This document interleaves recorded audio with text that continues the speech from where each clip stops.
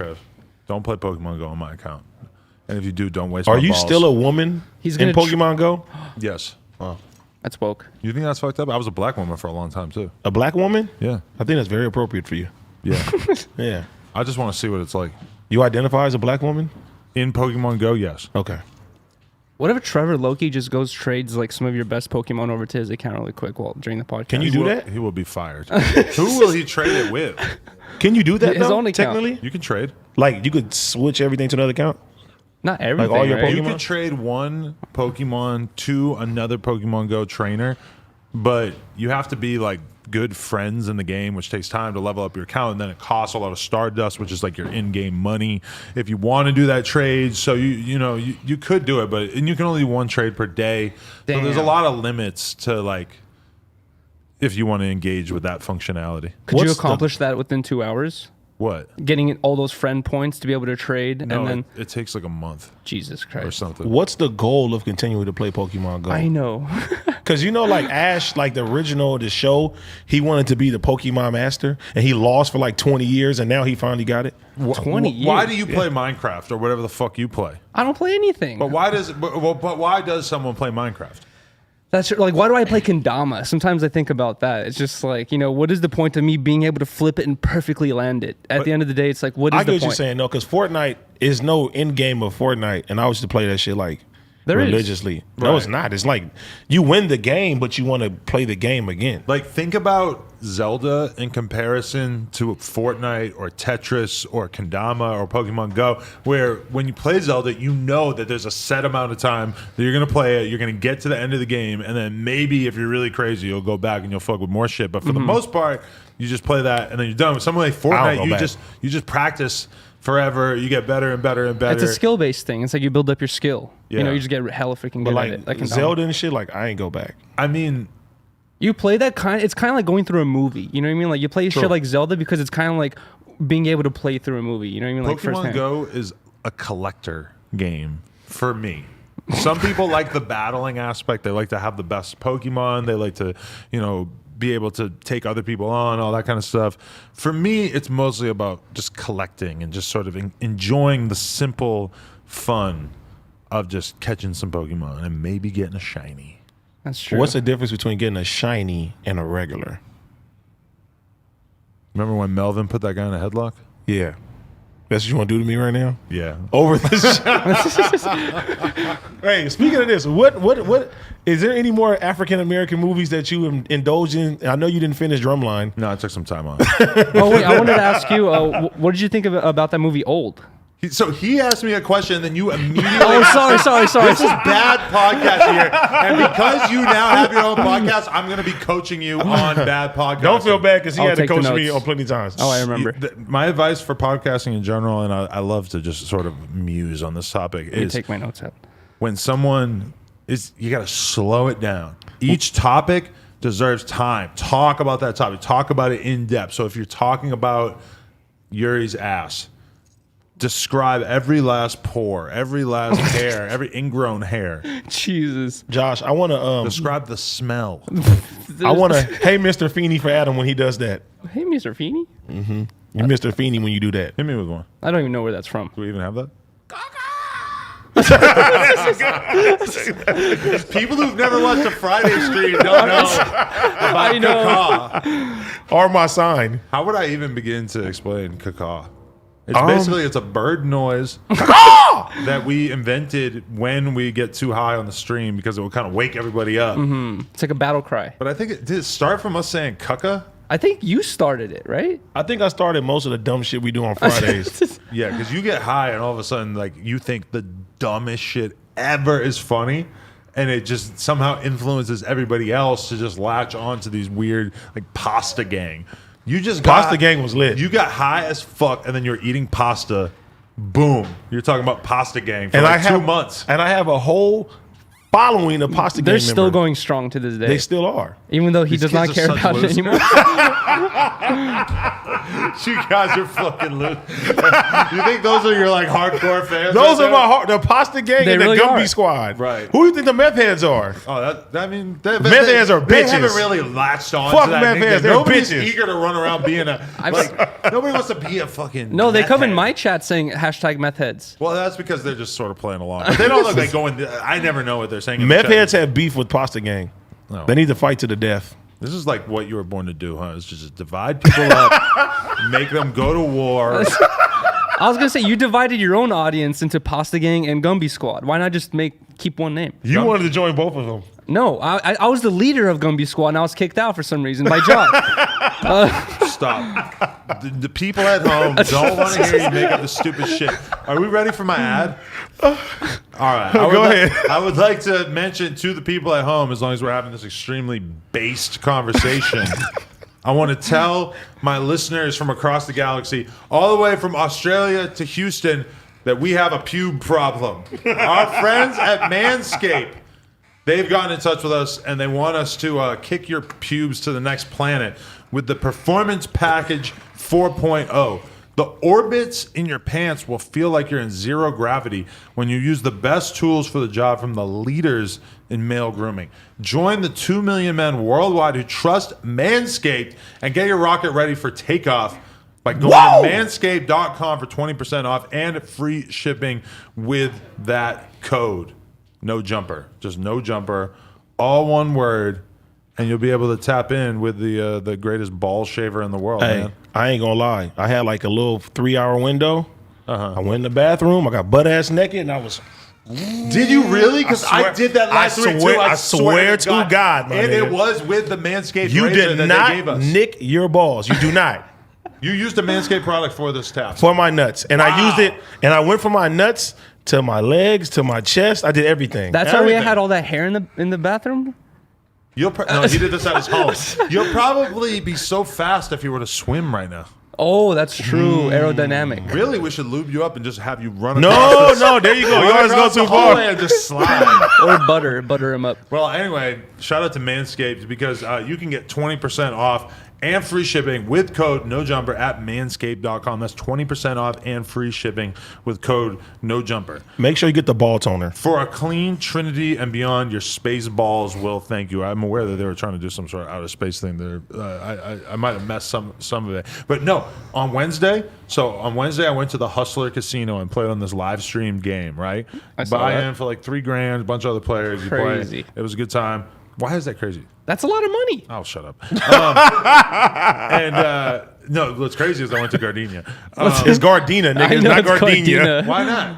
No There's one. an I There's no at the I. end. Nobody No, there's says no I. Gardenia. It's Gardena. Yes. Is there an I? There's no I in Gardena. Yeah, there's no I. I went to Gardena High School after I got kicked out of my other high school. What'd you get So I down know. for again? For my other high It school? was a jerking off thing? No, bro. No, bro. I got kicked out because my little sister was ahead of the talent show, Right. and all these kids, including me, was getting ready to perform in a talent show, and the school cut the shit off because we went over or whatever like that. So one of the people that was auditioning the next day told the whole school she was going to fight my sister. So I went to go walk up to her to confront her, and I was like, hey, you got a problem with my sister? And she was like, no. But when this happened, I had like a mob behind me. And they called me to the office, and the dean said, yeah, they say you're trying to fight a woman. And they was like, you're out of here. Wow. But did you fight her? No, I didn't do nothing. You just approached her? I didn't curse at her. I didn't say nothing. But Was your gang really this menacing? Was it the Crips? Yeah, she got scared, obviously. Was Monster Cody there? this Was Blueface there? this was a lot of other things like food fights that I used to do and, curse at my teachers and stuff. I got kicked out of the same high school twice. You sound like a real bad boy. That wasn't bad, though. Like, Like, American Pie every day in there, huh? it's like you get kicked out because supposedly you wanted to fight a girl. This was like the last day of school every day. The last day of school was lit. Oh, hell I yeah. always throw the books out the window. That was the School's ritual. out! Everyone just throws their papers and their notebooks and everything. You know what? Poor but- janitors. Okay, so I was going to say I found myself with like a nice hour-long gap before I went to the casino. So I fucking stripped down in the shower and just shaved everything. Legs, arms. You did it in the shower? Yeah, but then I scoop it all up and I put it in the fucking. Well, I used to always just flush my gigantic pile of hair. I After still shave do. my body, but my Do girl, you know that clogs up the pipes, and you're gonna have to call the plumber sooner or later? Well, I never learned had a from problem with experience. it. Really? Yeah. I don't believe in that. I lived in a place for 24 years with my parents, and we all were flushing everything down the toilet and the shower drain. It's been perfect. I Working think perfectly that fine. hair was going somewhere else, Yuri. Bro, your Some fish may have died. Your drainage system at your home, I think of it like your immune system, where if you're a young kid and you eat boogers and dirt and you don't wash your hands ever, you're going to develop a big, thick, strong immune system that will prevent you from getting other diseases. Exactly. Like COVID. Like that, I want to put my drainage system to the test. I want to Waffle flush stomp every day. a giant pile of hair. Yes, I want to waffle stomp in my drains, stomp a fat Get it turd prepared. down the fucking drain. I think you'll kill a lot of fish. Is that? I don't think that's how that works. It's not like you take a shit and it just drops it off in a fucking. We should lake just have with a our bunch of drains- fish. Wait, my mom's boyfriend, he think a lot of works messed for up the things health about the world. department, and he just told me recently that it's like gallons of poop got in the ocean. That's fire. Like gallons of it though. Like it's bad right now. But it's Oh, still yeah, I've not heard- you can't swim in Venice but Beach no, right no, now. no. It's not bad. It's not bad enough to where it can like cause problems, but it's shit in the Los Angeles beaches right Poop now. particles. So it's worse than normal. It's worse than normal. Because when you go in the ocean, aren't you kind of accepting that you're going to get some poop in your mouth? The dock water, yes. It's I think condoms and drugs and poop will get in your mouth at Dock Water Beach. The fish pee and poop in there too. It's like, don't forget about That's that. what I'm saying. But fish poop ain't bad poop. And am I really supposed to, like, it's the ocean. I'm only worried about the part that I'm in, right here by the sand. I'm not worried about what's going on. I know there's poop. There's probably some fucking, foreign nation doing all kinds of fucked up shit in the water all the way over there. Honestly, they're launching rockets and doing nuclear fucking tests out in North Korea. In the water? I'm just not worried about it because I'm hella far away. And also, people are silent farting all the time. That they don't announce it. There's poop particles everywhere. I shit myself in the ocean. You shit yourself in the ocean? I didn't really shit myself, but I shit and then That is disgusting. I shit bro. in a I lake. know, but I mean, I did it. Have you ever like peed in the pool and it turned like yellow around you or Oh, different that's colors happened with to the me chlorine? before. It like never got follows you caught. around as you walk around. No, the I color say- You follows gotta you. do it and you gotta just swim. Yeah, exactly. You But the look color like goes the kind after of you. guy that would have a fucking orange Gatorade piss. Not anymore. Hot Gatorade piss. I know you've been on that water recently. I've been on water. I've It's been just on that clear. water. Is it hard? Like you went cold turkey. Nigga, I've been having alcohol withdrawals. That's been the hardest part. Damn. Insomnia and shit. I've been having to like get Oh that up. my Yeah. God. You ever wear a shirt in the pool at a party when you were like 12, 13? No. I was skinny as hell anyway. Really? When did you start to thicken up? Nigga. After middle school, bro. Yeah. Like 7th, 8th grade, that's when I started like plumping out. What food did it for you? What'd you discover? Maybe a lot of pizza. I used to always want to be a Ninja Turtle. Oh, you do actually always talk about that. So Again, this is when you that's were no cap. 18 Yeah. and you were becoming obese trying to be on Ninja Turtles. You know they're buff. They're not actually buff. The new ones are buff. The old ones, they were like, always were buff. nah, the old Ninja Turtles had dad bods, man. Yeah, real early on, but then they figured out real quickly that kids like a buff physique. I don't know. Look at wrestlers. Yeah, we like wrestlers, but look what they did to Chuck E. Cheese. They made him all anorexic and unapproachable true. now. He does Now look he's like a real approachable. mouse now. What happened? Have you seen what Chuck E. Cheese look like nowadays? Absolutely not. Please bring it up. Looks Josh. like me, like in a tight. No, fit, he doesn't look like you. Like Chucky. Look at the new Chuck E. Cheese mascot. Chuck E. Cheese was cute because he was fat. That's what Well- I'm saying. He had a little belly. That nigga was like 7 foot and he had like crazy ass whiskers and looked a little drunk, Bro. But look what he looks like now. Looked a little drunk. Oh, yeah, he's too skinny, huh? Look what they did to him. What the hell? That's him on the. That's a new one on the right, Nigga, look what they did to Chucky. bro. That's a lab rat. That's like not even. Bro, the old Chuck See, E. look, looks so go to fried. Chucky voice evolution. Look I love that there's a look video called The Evolution of Chuck E. Cheese. To be honest, the first one looks demonic, so it was going better Look and at the better. last one. He's like a real mouse now. Wow. Yeah, that looks like something you'd find in your pizza. He or went. like eating He your went pizza. from somebody's drunk uncle to fucking young and somebody's full of drunk life. uncle. I remember- know the middle one is someone's drunk uncle. Bro, Just like- I was a kid and I walked backstage at the Chuck E. Cheese and I saw the fucking machines in the back of their bodies. Did it traumatize you?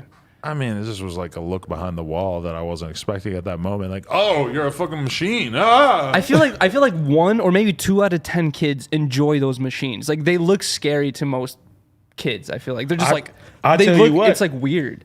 You wouldn't spend a night in It's a Small World. You spent a night in It's a Small World? No, I'm saying you wouldn't spend the night. Imagine the motherfuckers going off at night. That's creepy as fuck. Yeah, fuck that shit. That's what and I You don't know what a small world is? Those robots are terrible. It's a small Yeah. world That shit after was creepy. all. But how That's would you just creepy. sleep there? Why would anyone sleep there? Yeah, I don't understand that. You would get stuck in the ride and fall Why did you asleep. just think this up? Because like I always thought as a kid, like I just want to jump off the boat and just like hang over there and do some stupid shit. I always thought that shit. Like the Pirates of the Caribbean ride, like you just jump off and you just sitting with the pirates waving at people and shit. And you wanted to just go live with them. Just for like a day. But that's why there's that Just for Ernie like and- a day. No, the Ernie and Bert song. I would like to visit the moon. But the whole song is basically about Oh my God. how you might want to visit the moon, you might want to go under the sea, but you always want to come home at the end of the day. Were Bert and Ernie gay? Yes. Rubber ducky, And so you're are the you. one. You make bev time lots of fun. We That's just my found out favorite. that Robin is Oh, Robin is bisexual. bisexual now. So Which what? is- This just happened in one of the comic books? Yeah. I have no idea. So stupid. Who saw this coming though? Did either of you like predict this? That Robin possibly? would be bisexual? I swear he had a love life at some point in one of his series. Like he was Well, like there's like 3 different Robins, so this is one of the Robins who's There's no respect bisexual. for tradition. They do everything in comic books because they just have to keep making them over and over, and they just end up doing the stupidest shit. Of course, it came to this. Like, what can we do? What can we do to get people to buy this fucking comic book? They made the Silver Surfer Boom! gay. Robin's gay. Him too? The Silver Surfer's gay. He's gay. they should link up. Every comic book hero becomes gay and starts fucking each other. It's like they can't get any older, so they can only switch ideologies and like experiment. They're stuck to being the same age forever. Yeah. I mean, who the fuck reads comic books? That's true. Yeah. Could you Yeah. imagine? People probably buy comic books just to collect them specifically, and that's it. Yeah, but I I, don't mean, think anyone reads them. and there are people who like reading this shit, but I feel like you're just like setting yourself up to be let down because I've tried to like read comic books in my life, like Archie. That shit I loved sucks. Archie. Bro. I used to collect So it. Archie. stupid. Archie was good. I enjoyed it when I was a kid. It's so dumb and basic. Even as like a 6th grader, it was so obvious to me that Archie was below my intelligence level. I used to like the papers. was- They used to have Garfield and shit in Yeah, there. Garfield. There was a Who? couple other ones too. Garfield? I know Garfield. Yeah. Oh, the papers. Like the papers, nigga, the newspapers. The newspapers. I used to cut those out and collect them. I don't know what the hell I did with those though. Why would you do that? Because even as a kid, I was thinking like, oh, this could be worth money in the future. Yeah, because you would see the books of cartoon strips in the store. You know, they would have like the big books of Garfield comic strips, and you'd think like, I'm gonna cut them out and I'm gonna put them in this scrapbook, and then It's my own custom comic. it's my book. own version, so I don't have to go buy the book at Barnes and Noble.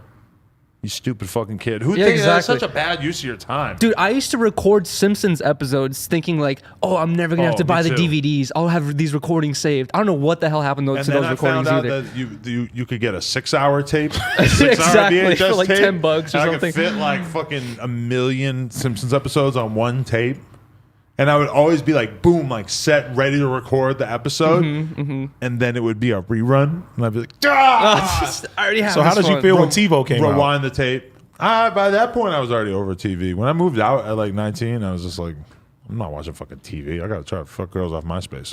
All that dedicated time recording. And then Simpsons you and your goes to waste. friends gang bang Jabba the Hutt. We did, and I went like, I never like watch movies and stuff. That's why I always am surprised when people like watch movies. I'm like, I love movies, bro. I too, always but go they, see movies. They take so much time though. Like it really requires like 2 to 3 hours of just sitting there doing nothing. Some people binge watch shows. They can binge watch a whole series of a show in like 2 weeks. I can't do that. My back will start hurting from like sitting in a position for too long. I have to stand up Pause. and go do something. Really? I can't say my Yeah. back hurts. You said for your position too long. That's what you said. I have to get you when it's warranted. we're not going to talk about it because it's not going to come out for a few weeks. But man, Yuri, we had quite the podcast talking about you yesterday. I heard. I tried to say something, but I was told not to, and now I can talk about it. No, you cannot. We're not going to talk about it until the episode comes out. But All right. Can I continue to the original question asked before, which is, I have a lot of opinions about it, so I want to see what you thought about that movie Old, because you told me you went to go see it. Old is. I don't know if I I don't know if I liked it or I didn't like it. I felt if the that's same weird. way. I felt the exact same way. Because the premise of it, the premise of Old is basically these people, they go on this island, right? And they go to this secret part of the island and they age a year, like what? Every 30 minutes. Every 30 minutes. They age a year. So like some of them are little kids when they start off. You love these like hypothetical movies where there's just like It's so something hypothetical. impossible that's happening in the movie. Like you got me to watch what's that stupid ass fucking movie? What? It begins with a T or something, and it's like the Transformers? reversal of like time. Tenet? Tenet was dope. That movie made no fucking sense. Yes, What it the did make fucking sense. I was so pissed. Tenet was I hard. finally got around to watching it because you were bigging it up, and it was so dumb. Tenet Tell is me great. if I'm wrong in the comments, but No, I think you're wrong, bro. I couldn't handle Everybody fucks with Tenet, bro. I haven't seen that yet. I should watch it. It's basically about people who are going backwards in time and trying to stop things from happening, basically. And they meeting in a certain. It's some twists. That's the thing with those types of movies is they're so hypothetical that you just have to like let your mind go of all like realistic, ideas and just be like, I'm just in their world. what a now. waste of time. Old though made me by the time the ending came and I figured out why they were doing what they're doing, I said it makes sense, but it's fucked up. You know what I hated about Old though is that there's an Asian character who in the first 30 minutes he tells them how to get out of that beach. He says you have to slowly walk through this passageway, take a footstep every 10-20 minutes and he said you'll slowly be able to get out of it. Technically that wasn't truth. No, everyone tried to run out. No one listens to his ideas. That nigga took his own advice. No, and he spoiled- swam. And what happened to him when he came back? He drowned. AD's movie reviews has returned. AD's movie reviews is back. He didn't take his exact own advice, which is to Nigga, slowly walk out of there. That wouldn't have helped him. He's really giving us the sauce for free. But I know. what's annoying is like everyone tried everything, and at one point they all gave up and were just sitting there like, "Fuck it, we're gonna die" type shit. And Sounds I'm like like, Survivor. I'm like, at least try to do the thing the guy recommended, which is slow. It doesn't take a lot of effort to try that. Just walk out of there slowly. I'm glad. That's what the director wanted, is for you to contemplate like this and talk about it on this goddamn podcast. I know, right? Well, you know what? Don't watch it. It's a waste of time. You guys are too easily impressed. You guys are the types who Nigga, Tenet was great. I don't give a fuck what you're saying. You probably watched like Benjamin Button, and you were talking about it for months. Like I didn't get to see he it. started out old, and hey, he got I ain't young. gonna lie. Oh my! It's a good movie. I ain't gonna lie. Benjamin Button was sad, man. Did you guys see Big Fish? Always reminded me of Benjamin Button. Nah, Benjamin Button was that shit. Please man. don't turn this into the kind of podcast where we just sit around and name movies. And say, Do you have have any you seen this? Do you have any favorite movies of your? I don't Never. Think, you don't have any favorite. You have a movies. favorite movie, I don't watch no movies. Jeez. Lil Pump, 2018. nigga. What is your Documentary. favorite movie? I think Gay Grease. porn. Grease. Love Grease. Yeah. Watched Grease many times. That's a good movie. I used to put grease in my hair. Jeez. No more movies. See, that's why you guys need to elevate. You need to Elevate? elevate your podcasting. Because when I said I used to put grease in my hair, neither of you had a response. Because I wasn't laughed. going to keep saying some shit that you would say something sus afterwards. I know Oh, you too well. You were scared. You went I into was scared. fear mode because you thought it was going to get gay. Not that it was going to get gay. It was going to get sus. I don't think you should talk about gay people. Ever? This is not in a negative connotation. You're going to have a DeBaby moment. I'm woke. You're going to have a DeBaby moment. You're going to have a baby. Oh, already he had a already baby. had a baby. You're going to have another. A black one. What you going to say then? Tiana Trump Hey, did you see her? with Aiden. That was fire. I only watched the one little clip of the one black dude with the do-rag, her saying that she was going to take his virginity. But 80 partners in high school? Jesus Christ. She was going in. But she said that on the No Jumper podcast Yeah, like she said 2 or that 3 years I ago. didn't watch it. That's fucked up. No. You're not part of the culture. That was huge. We did that interview with her. By the end of the podcast, there was already fucking insanely viral clips on NBA Twitter, which is not a part of the Twitter that I've ever really been associated with. You've been associated with it lately more than usual. Well, with Eliza sucking the son's dick, and then Tiana talking about how she was like, oh, I was 16 and I used to go fuck this whole basketball team, yada, yada. And everybody was trying to figure it out and figure out who it could be. That's just crazy. Like, Is it? I'm thinking about how I was when I was 16. Like, Like I'd be scared to come home too late, you know. And she's like meeting up with basketball teams, like who knows where. That's like, a girl with ambition. That's what I'm saying. Like I didn't have that much ambition or drive to follow any of my dreams as a kid. There's been so many times where I've been doing an interview with a girl, and I know that she's, you know, whatever. She's 20, and she's talking about like, oh yeah, like I was doing this, and I went to this event, and I was kicking it with these dudes, etc. And I'm like doing the math in my head, and I'm just like, oh, she was like 14, 15, Jeez. Kicking it with all these dudes. Can I get a Law and Order for him too? Bum, bum. Yeah, you get it now too. I'm saying though, like the smart girls out there just realize early on, like, oh, I can get into whatever fucking social situation I want to get into. I just got to use my fucking body to get into those spots, you know? That doesn't work for men. No, there's no such thing. Men look like kids. Like, why can't we 14. go to like the rich woman's book club? When you're 14, there's nothing that you could do to increase your social standing besides, I don't know, start selling drugs. Practice like yo-yo or a Get kendama. a job. Practice yo-yo. No, you get sponsored for riding bikes at the skate park or Yeah, skating exactly. or something. That's an elite. That'll elevate your social status. You can join a gang. That's true. That actually has very bad consequences. Don't join gangs, kids. Oh, I thought you were talking about skateboarding. Skateboarding too. You can fall and hit your head. That's true. I mean, there's only so many ways. You could go to jail From gangbanging? Skateboard. or just whatever. I mean, if you go to prison for a while, that kind of increases your social status. You could get a job. When you unless you work at like Chick-fil-A or something. Well, just because you get free food. Yeah. No, you could get a good job. I mean, at 14, it's going to be tough, but But if you work at somewhere like Foot Locker or something, it's cool. You got like you can give people don't discounts. sub-diss your dick.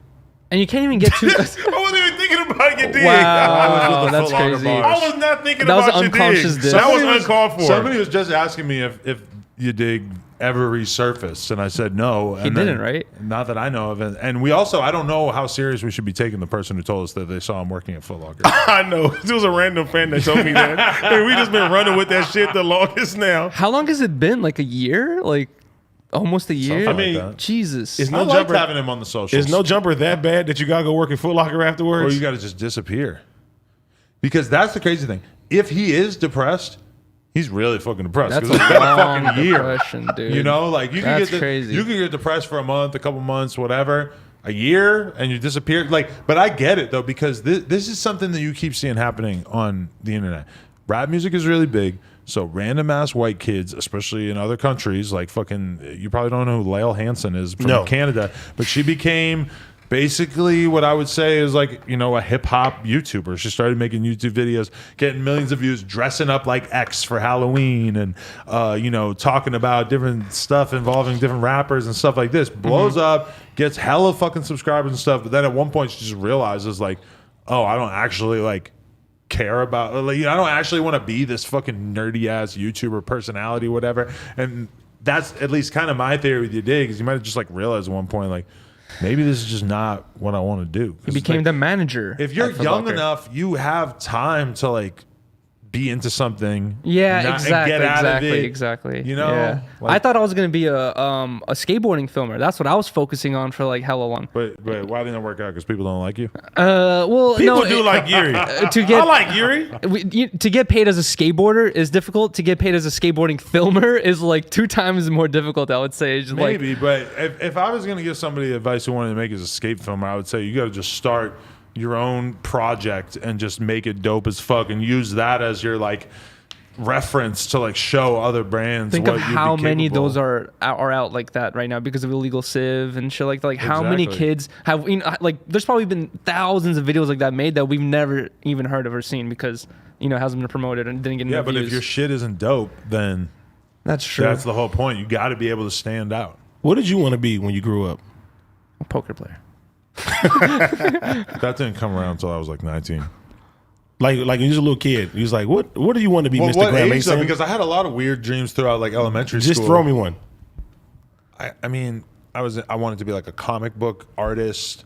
Oh, wow. I wanted to be a video game programmer. That's fire. But I'm talking about like during elementary school. But then by the time I was like 13, it was like, nah, BMX, that's it.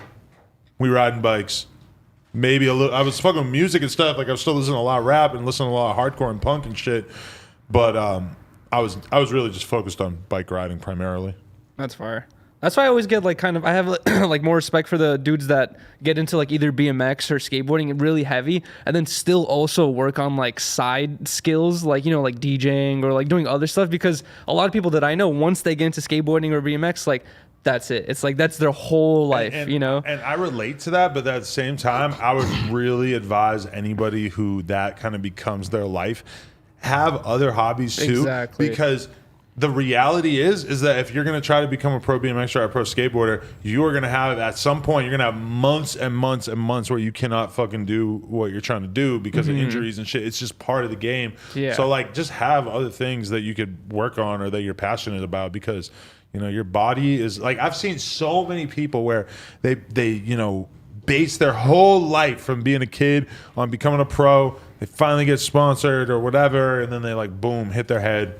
They like can never ride good again, and it's fucking their whole entire life is just fucking done. And it's like, I don't know, that's such a big gamble to take, It's the same thing, honestly, if you're like an NFL dude or whatever, you could just tear your ACL, boom, your whole career's over. Exactly.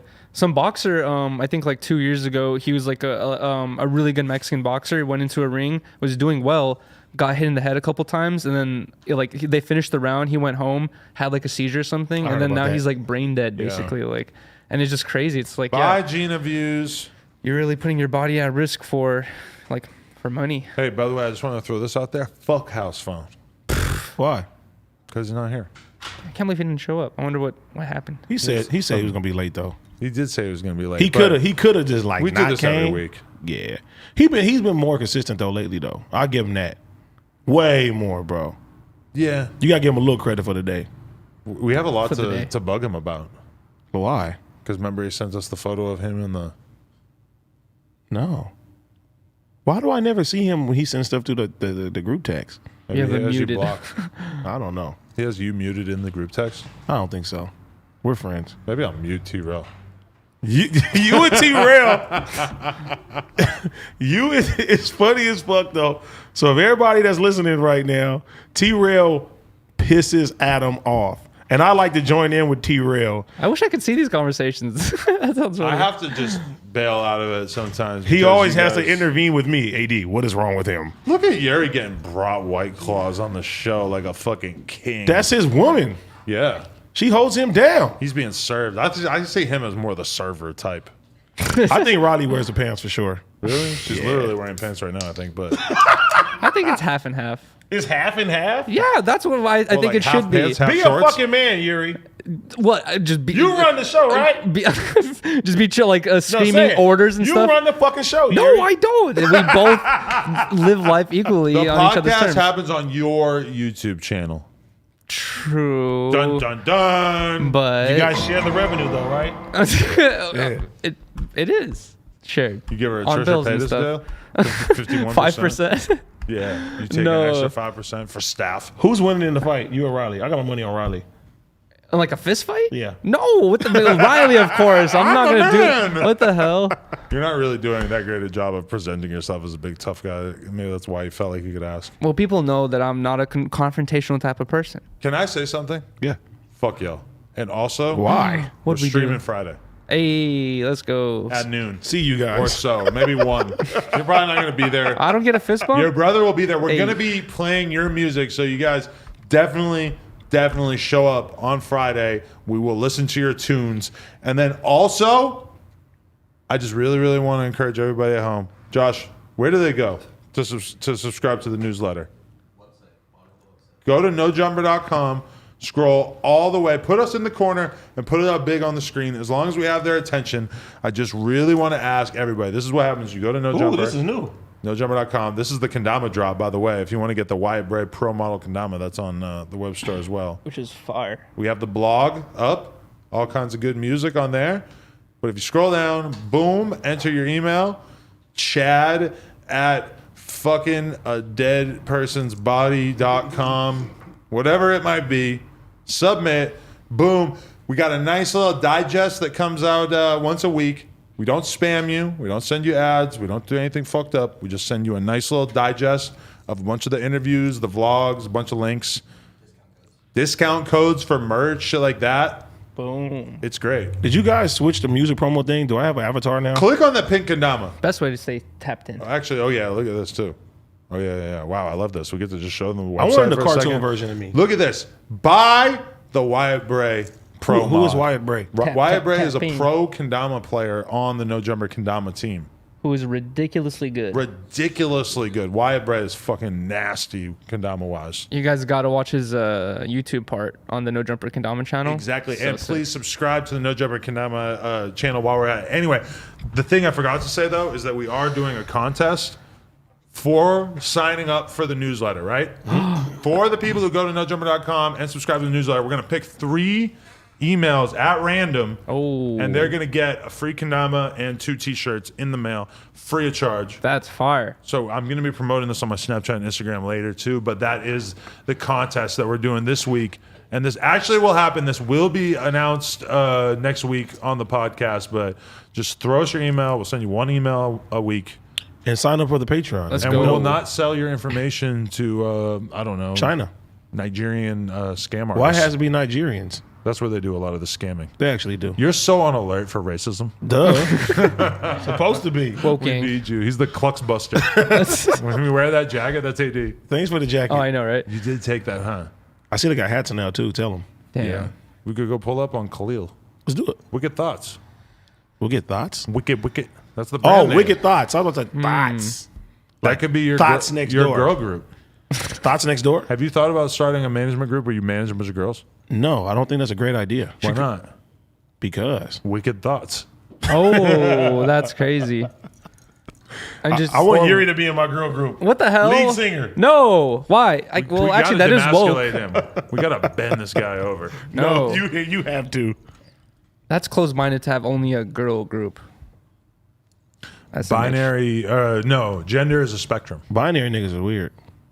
We're all binary at this table. I know. So you're weird. Yes. I fucking hate you guys. What are you talking about? I'm gonna bring up a real topic right now. Go ahead. How did we get 38 minutes in? We haven't talked about anything. Let's have movies. I'm just gonna make a statement right now. I agree with Mila Kunis and Ashton Kutcher. Bathing is overrated. Me Fuck too. bathing. I think you guys are some nasty motherfuckers. I'm to sit there on and say that team. shit. Don't clean your body if you don't have to. I'm gonna be honest with you. All right. Friday, I worked out in the morning and then I showered. Mm-hmm. Came into work, did some stuff. Friday, did other stuff. Saturday, worked out, went in the pool. Sunday, sat around the house all day. Still didn't shower. I didn't gotta shower shower after till- the pool. I didn't shower till after I worked out Monday. That's Friday morning to You dirty, Monday stinky morning. bastard. No shower. I didn't really leave the house either, to be fair. You didn't get all It dry doesn't and fucking itchy. matter. You probably had What the sex too, fuck do huh? I- Did you Yeah, have a sex couple and you didn't times. shower? A couple times. You a Wait, let me ask you this I question. washed my hands. After you finally showered, when you were drying yourself, did like little skin flakes come off your body? No, it's exactly the same. Let me tell you something. Showering's overrated. My lady I has a agree. rule. Oh no. She made you start cleaning your body. No, you have to. If you go outside, you have to take a shower to get back into bed. So I'll be taking like 3 showers a day type shit, bro. That's the rule? Yeah. What So happened you're to just your- allowing women to come into your life and create new rules? It's nice though. What happened to your other Respect rule? yourself. You think you're a king? Yes. I like it though. I'm more clean. It's a rule. Fuck rules. The first day I met We're you, anarchists. you said I have 2 rules: don't disrespect me, and I take 1 shower a month. You did not say that. I'm kidding. I don't know, man. I just don't like. But having sex and not taking a shower is disgusting, bro. Yeah, that is kind of weird. I'm not gonna lie, and honestly, I don't even feel great about it because I like to shower once a day. No, but I shower one time. That's a day. fine. their battle isn't with taking a shower; it's with using products, which I agree with. It's like they say you rinse your body underwater, I use but a don't bar- be using a products bar every green day. soap and the shampoo that Lena has in the fucking shower, and that's it. You can use your lady stuff. What else? What else do you do? What kind of process are you doing in the shower? I'll be in like this. I didn't ask what you were singing. I could totally see you singing and Sounds like a humming. movie. Like I ain't gonna lie. movie scene. I'll be singing and dancing in the bathroom. Could we get you to dress up like a nun? None. What? That'd be funny as fuck. I remember I had this one dude who was like my barber, and he told me he was like this Arabian dude. Barber? He was my barber for like 6 years. Wait a minute. How Like do you a say barber. somebody? I just said like for no reason, but Like he cuts your hair when he wants to. Come here, Yuri. I remember he told me he's like you should only use shampoo once a week because he's like it's a really strong product and people don't realize how strong it actually is. And he's like I rinse my hair every day, but I only use shampoo once I'm a not week. listening to no fake barber. He's not a fake barber. He rinses it every day, but he doesn't wash it. What is washing my hair doing to my hair that I don't want it to be doing? That's not clear to me. I agree with you. Have to build up your own natural oils. What is your shower routine, Yuri? Oof. Are you as dirty as me? You ever go 3 days? Yeah, I definitely go 3 days. It's probably like Wait, and you work out and having sex and come here. I just don't. Yeah, but when I come here, I'm usually clean because I got to be on camera. So I shower before I come here. But then sometimes I won't have interviews for a couple of days. Boom, I don't shower for a couple of days. I forget. You don't think you stink sometimes? I just don't really care. Like, what is me stinking? And number one, no. I've never had any complaints of smell. I really hope Lena takes showers every day. I have no idea. But if I'm going to eat her out, I would prefer her to have recently showered. Okay. But if you want some head, you don't take a shower. It's really not my business. Like, if she told me, like, go, your dick stinks, go shower. All right, I'm gonna go shower. But I'm not gonna point. I'm not gonna say, oh, we can't fuck. My dick stinks. I can't even get into bed. Also, she will tell me sometimes, like, just fuck me. I don't want to suck your dick. It stinks. So stinky dick Adam. Were you showering this much before you when you were still drinking? He was showering fucking tequila. I don't know. I bet you were. I think you're showering more now because you have more excess free time and like you just gotta fill it up sometimes. Bro, your liquor doesn't give you more free time. No, look, I'm saying liquor takes up your time. So now that you don't drink, you have all this free time. So you stop drinking, it frees up more times to shower. Exactly. Very cool. Very good reason to quit drinking. You'll have more time to shower. That's great. You can spend more time in the bathroom. But if everyone was showering 3 times a day, we would literally go through all of our water supply. And like we would be in a huge drought. Well, he is very selfish. Thank you. It's kind of like an important part of his personality. Honestly, being selfish. To be honest, like no cap, whenever I go like 3-4 days without showering, in my head I do feel good. I'm like, like I didn't waste water. You know what I mean? Like I'm actually doing good for the world right now. And one day you kill your cat because of your smell, it'll be your fault. If you want to save water, all you have to do is fucking get in the bathtub and not shower. You use way less and just keep that same bath there. And like not drain the water and keep reusing it. I didn't say that. That's a horrible idea. No, a bathtub wastes way more water than a shower. No, it doesn't. A shower uses more. Look it up. I don't believe this. I don't believe that. Josh, put us in the corner. Put us in the corner. If you take a 5-minute shower or fill up a bathtub, put me in the corner. This is a research-based podcast. We're not going to be like Joe Rogan getting canceled for spreading coronavirus misinformation. We're going to have to be like the Mythbusters and run a water test. You are definitely that guy. A shower uses... God damn it. That makes so much sense. It uses less water than a bath. You're probably in the shower all fucking day, bro. I am in the shower for a long time. That's why I don't like the showers. It takes me like 30-40 minutes to do it. There's no reason why you should be in the shower 30-40 minutes. I could shower in 5 minutes. Unless you're playing with your shit. No, I'm thoroughly cleaning, like scrubbing myself. And I think you have, what's the shit called? OCD? I kind of do a little bit. You scrub yourself? Like when I get in the shower, I'm just putting soap on my body. I don't like I don't like push it in and like. I get my loofah. You use a loofah. 3 or 4 pumps of cocoa butter, like, you know what I'm saying? I think you just get dirtier than me. I think you just get filthier. Like you have to really work to get your arm clean. Why? I feel like my arms are clean by default. No, it's kind of like shining a car. You know what I mean? You gotta get that like all the scum and dirt off, and then like you just have that nice glow. When it's dirty, gets visibly dirty. You can see the dirt. My body, even if I don't shower for a fucking week, you probably that's the issue. Look at my arm and tell me that's a dirty arm. That's the problem. I dare you to get in the tub, and your shit gonna be a big ass black ring around that motherfucker. I know. I don't want to get in the tub. That's why you're gonna see that shit. I haven't taken a tub since I was a child. You haven't taken a tub? I don't get in the tub. Sometimes it's relaxing, man. It's super relaxing. Get you some Epsom salt, man, that you relax. Oh, all right, yeah. Smoke it. I used to do that. But I don't really think that does anything. The Epsom salt, what's it supposed to do? Let's look up what Epsom salt does. No, if you put it in a pipe, it really hits. This is a research base. That's too much. Fuck Epsom salt. That shit don't do anything. I used to do it all the time. It doesn't fucking do anything. My mom said to be honest, I've had this dream since I was like 16, since I started smoking weed, of chilling in a nice tub and smoking a blunt. I still have never done that. Well, you taking warm baths on tent talks, and you could have been did that. It was not warm. I mean, that's just such a stupid dream. It's like you could do that. That's so relaxing. Think all about you have to do is get in the tub. Do you have a tub? Yeah, we do, but we don't smoke in the room that has the tub. There's always like these issues or Who conflicts. made that rule? Well, we both did, I would say. No, Riley made that rule. No. Because if you wanted to, You want to smoke in every room in your house. You love smoking weed. You're a total pothead retard. Yeah, I'm not a retard. What rules do you have? What rules do you have at your house? Does Lena make rules for I can't you? smoke in the house. Because of the baby, though. I gotta go in back to the Jack Shack.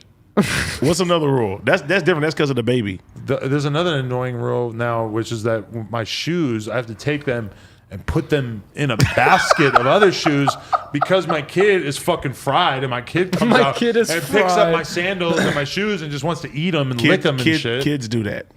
So now I have to take my sandals and put them in this stupid Nothing thing. involving your child. Like, what's a rule that you and Linda have? Like, you just stick by. Turn off the lights in all the rooms before you go to bed. I think everybody has to do or that. Or even like the rooms. For me, I would just leave all the lights on all the time. I don't give a fuck. Really? What the fuck do I care? I'm not worried about the electricity. You're killing fish. She's got me into the mentality of like, oh, I have to turn this off. I just never even thought about it. Never crossed my mind. Oh, I got to turn the lights off. When I'm alone, I leave one light on. Me too. When Riley left to the bay and I was at home alone, I had to leave all the lights on in the house to go to sleep. I was fucking scared. I need one light on to go to sleep. When you're alone? Yeah. You sleep with a chopper under your pillow?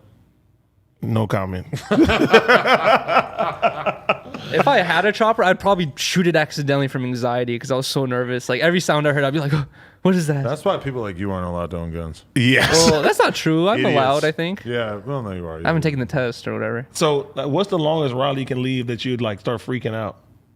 There's no limit of how long she can leave. It's like she can leave for however long she wants to. I mean, like if she's gone for like a week, you're losing your mind. Oh God, that'd be terrible. When she was gone for 2 days, that was like brutal because it was so hard to go to sleep. Literally, I had to. What is hard to go to sleep about? I would hate to I'm see the that. same way, bro. If you get broken up with, oh my God, you are going to be a fucking wreck, bro. He's honestly, so integrated. I tell you what, I'm not gonna come to this office. Oh yeah, this is somebody's.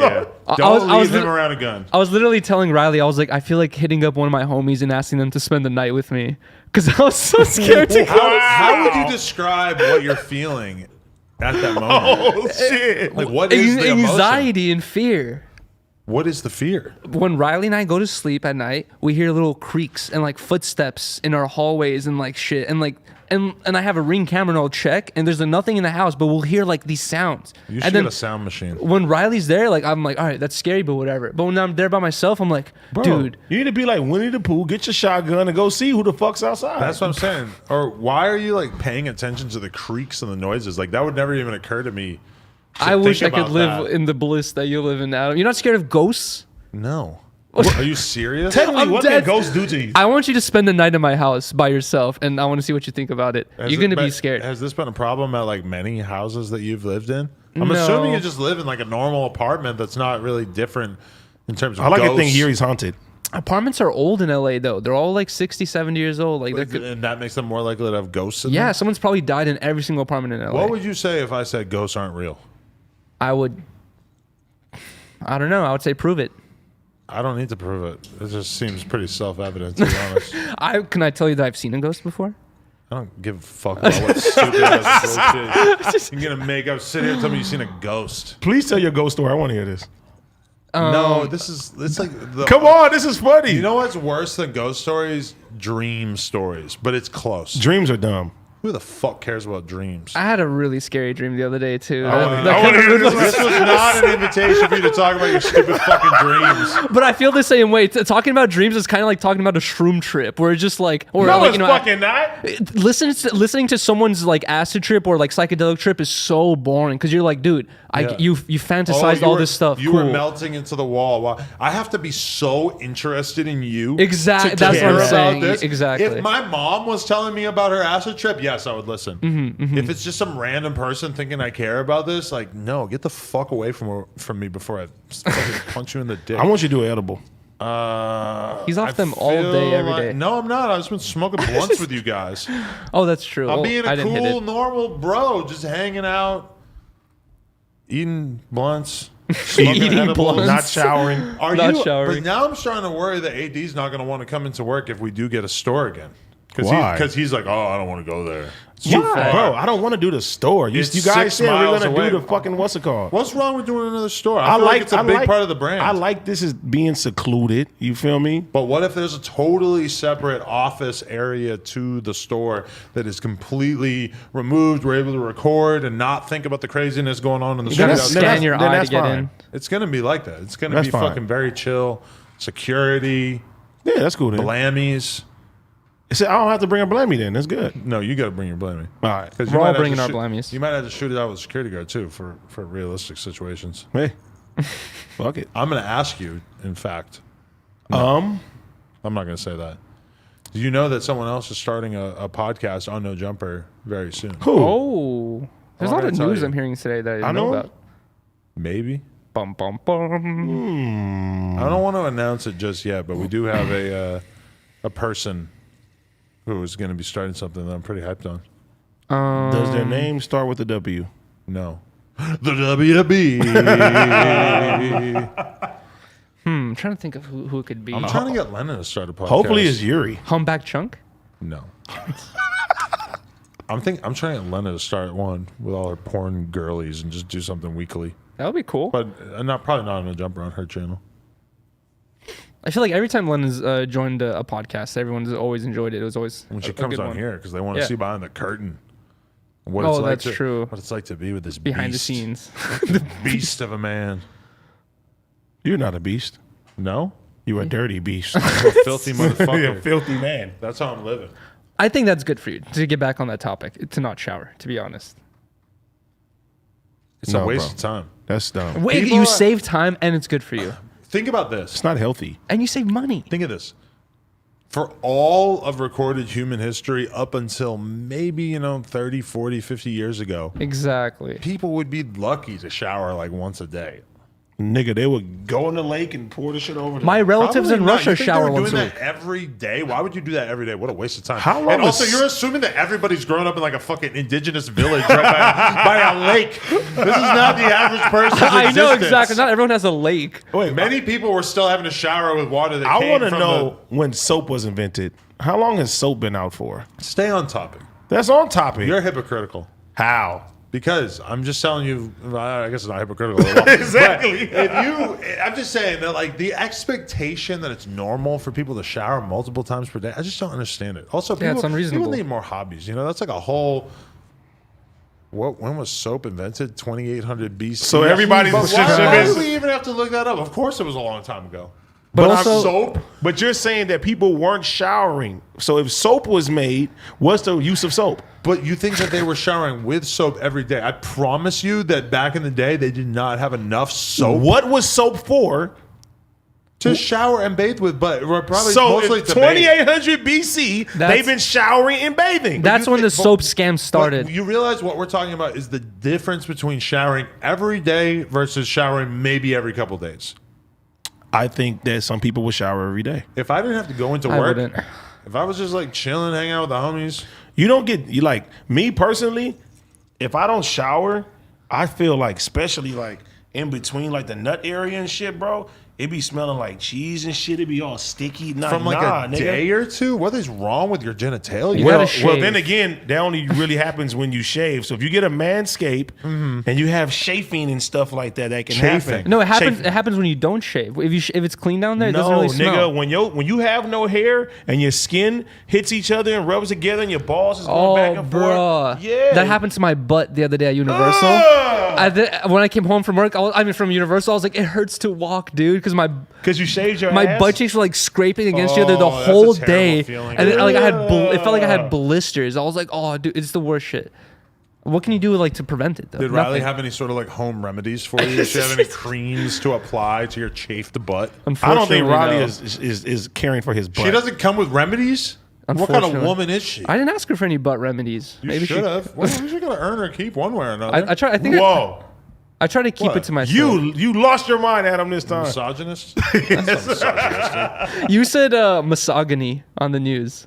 I did? Yeah, you did. Sometimes I just don't even correct them. That's probably one of the ones that I wasn't there for. Nigga, we have a green screen and I wear green sometimes on purpose, so that let you know. Yeah, it makes my life more difficult. Trolling the editors. Yeah. And people say, look at his floating head. And I like shit like that. Get a kick out of it. Get a kick out of it. Yeah. I like how you're trying to make it sound gangster. Like, I like fucking with the green screen. It takes Yuri 2 extra hours to edit. In my free time, I like to Nigga, I didn't even know what you did until 3 weeks ago. You don't pay attention. You don't ask about my life. That's why. Nigga, every time I come here, you say, hey, AD, and you just go in your corner, and you just always look back. And I'm like, what the fuck is he doing? You know, that's the weird part about being a boss is that you have all these employees, and you're always kind of wondering, like, are they doing anything? Or are they just sort of kicking it? I really did not know what Yuri did for the longest. I would say I'm pretty busy. Yeah. Yeah. Look at Josh.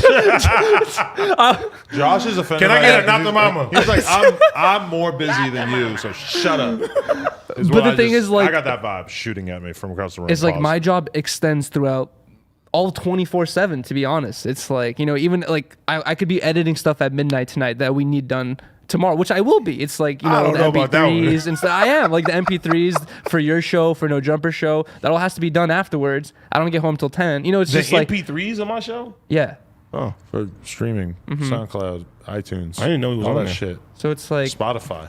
it extends throughout my whole day. To be honest, It's all like, on the No Jumper account though. fire. So like the AD pod goes on there as well. Yeah. But I'm pretty busy. I'm not just sitting there doing nothing. Yeah. Hopefully. I wonder. There's tons of things I I'm work just saying on. I wonder because I will make I don't really know. I will make an itinerary or a list of all the things I do, and I'll show it to you, AD. Sometimes I feel like I don't know about that one. I feel like my full-time job is just basically like freaking out about like whatever, like silently in my head. That's what we need Mr. Feeney What is for. going on? Like, what Hey, are we Mr. doing? Feeney. This week and last week has been kind of weird because like multiple weeks before that I was doing like a fuckload of interviews, and then like this week and the last week have been like more chill, doing like 3, 4, like nothing too crazy. Because it was really like we went ridiculously hard to get the Patreon totally caught up on. Which, by the way, if you want to see C-Mac the Loke eating ass, That one's out now? that one's out, bro. I really have to go pee, so I'm going to use the bathroom really quick. Oh, that's irresponsible. You come on here, you only last 57 minutes with your tiny little fucking bladder and your narrow, weak urethra. Get out. We've been on for an hour and Housephone's still not here. And we really didn't cover nothing, which is great. We haven't talked about shit besides white people not showering. Give me something. But today, you nasty today was motherfucker. partially difficult because I, for whatever reason, have been smoking a ton of weed all day. I'm fucking high as hell. Maybe I will eat one of those edible candies right now. You don't want one? No, I don't. I don't think I ever want to have edible again. Bro, my fucking personal trainer is such a pussy ass bitch. He told me that he eats like 10% of one piece and he gets so high that he's like catatonic. I'm one of those people. Me and edibles do not mix. We never have. Like 2 dicks and no chicks. Bro, that's Biggie Smalls. I'm just leaving that You're alone. not gonna shame me I'm for not dropping Biggie bars in here. Have you listened to the Nas album? Yes, I love the Nas album. Fire. How many times you listened to it? I've probably listened to it 4 or 5 times. I'm not sure how many times I've made it to the end, but yeah, I'm probably in that area. It's a beautiful, beautiful project. My favorite one is Moments. I think it's called Moments. I'm gonna tell you exactly. The one with Okay. Charlie Wilson too. I need to listen to it more. Lauryn Hill, I finally Oh, Lauryn Hill's versus Fire. Moments is my favorite on there. The No Phony Love. I like the Brunch on Sundays. Death Row East. That's fire too. That was like a Vlad TV rebuttal of like, let me talk about all this fucking, not like Vlad TV specifically, but like all the people who want information about that time period in his life. That was fire though. He's just like, here it is. The album. And I didn't even know they won a Grammy for the first one. Hopefully they win one for this one too. Yeah. I mean, traditionally, I like become a pretty bad fan of all the artists that I listen to, you know? Like I was like really paying attention to Jay-Z, but then like at a certain point when he starts dropping his old man albums, it's like I'll listen to it like a couple times and then just sort of not pay the attention that I probably should to it. I like the last one though he had. Yeah. I mean, I like them. I just don't like bang out to What them. was it called? 40 which one was it? 444. 444. Bro, he was giving out gems in that motherfucker, bro. That was like real educational piece of the music side. And I think too is like as far as Jay-Z being a businessman and his age, that's what I personally want to hear from him. I don't Just wanna hear about generally other shit. speaking, though, we don't pay enough attention to old head rappers. Even the legendary ones. They just don't really like get the fucking respect over like, you know, people just don't talk about old head rappers' albums. And even like They sell well though. but only the gods of rap get the luxury of getting their music late in their career still listen to. That's true. You know, like even that fucking DMX album didn't sell shit. Yeah. The posthumous one. How'd the little, I mean, not the little, but the Nos album that came out recently? I'm not sure how it sold. It did but like the critical, 60 or 70. The critical reaction is crazy. People love it. I mean, it got it's the number one highest rated album on Metacritic, bro. Wow. Really? Of all time. Rap album. Ever?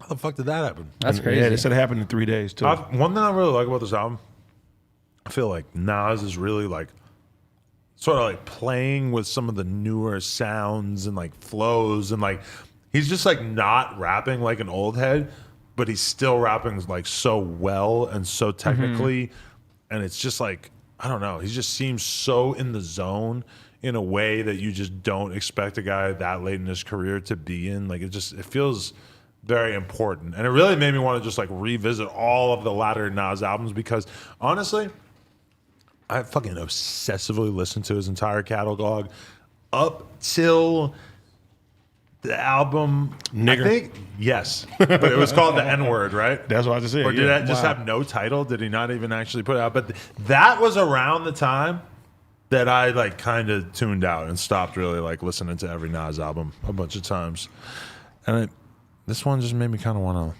fix that. This is fire though, but you got to understand too. Nas did something that I think a lot of legacy artists should do, is that know that the climate has changed, accept that the old ways are dead, get you some young hot producers, some young hot rappers, and let them guide you on what they would want to hear from you. And I feel like that's what Nas did. But he took a bunch of like rappers that are even older than him, like EPMD. Fire though. Took them and made them sound just so modern and just so like, I just feel like the album is like the perfect blend of like old school rap and new school rap. Production quality though, Hit Boy did his shit.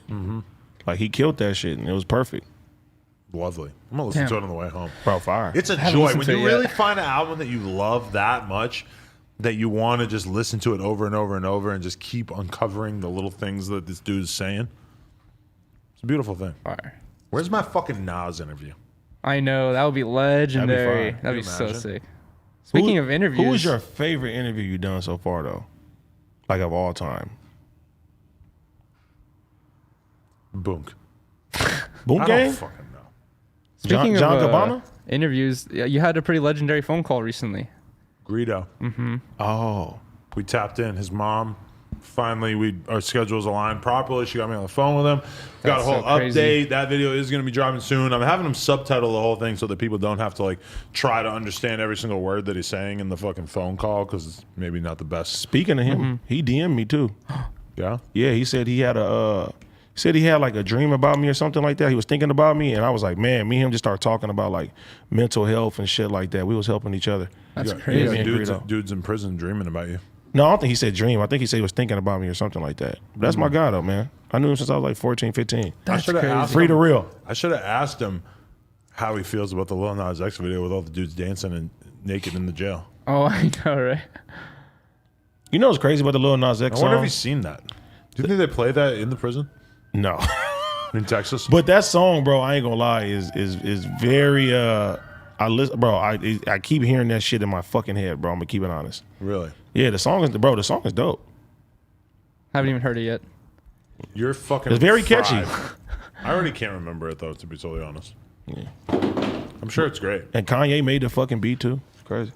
I just munched 2 rings. Yeah. That's 200 milligrams, maybe, possibly. What did you? And I'm really mostly asking AD Yuri. Please try to like restrain your opinion here because you don't know anything about this topic. But what do you think of the 6ix9ine Wack 100 thing? I watched the academic shit.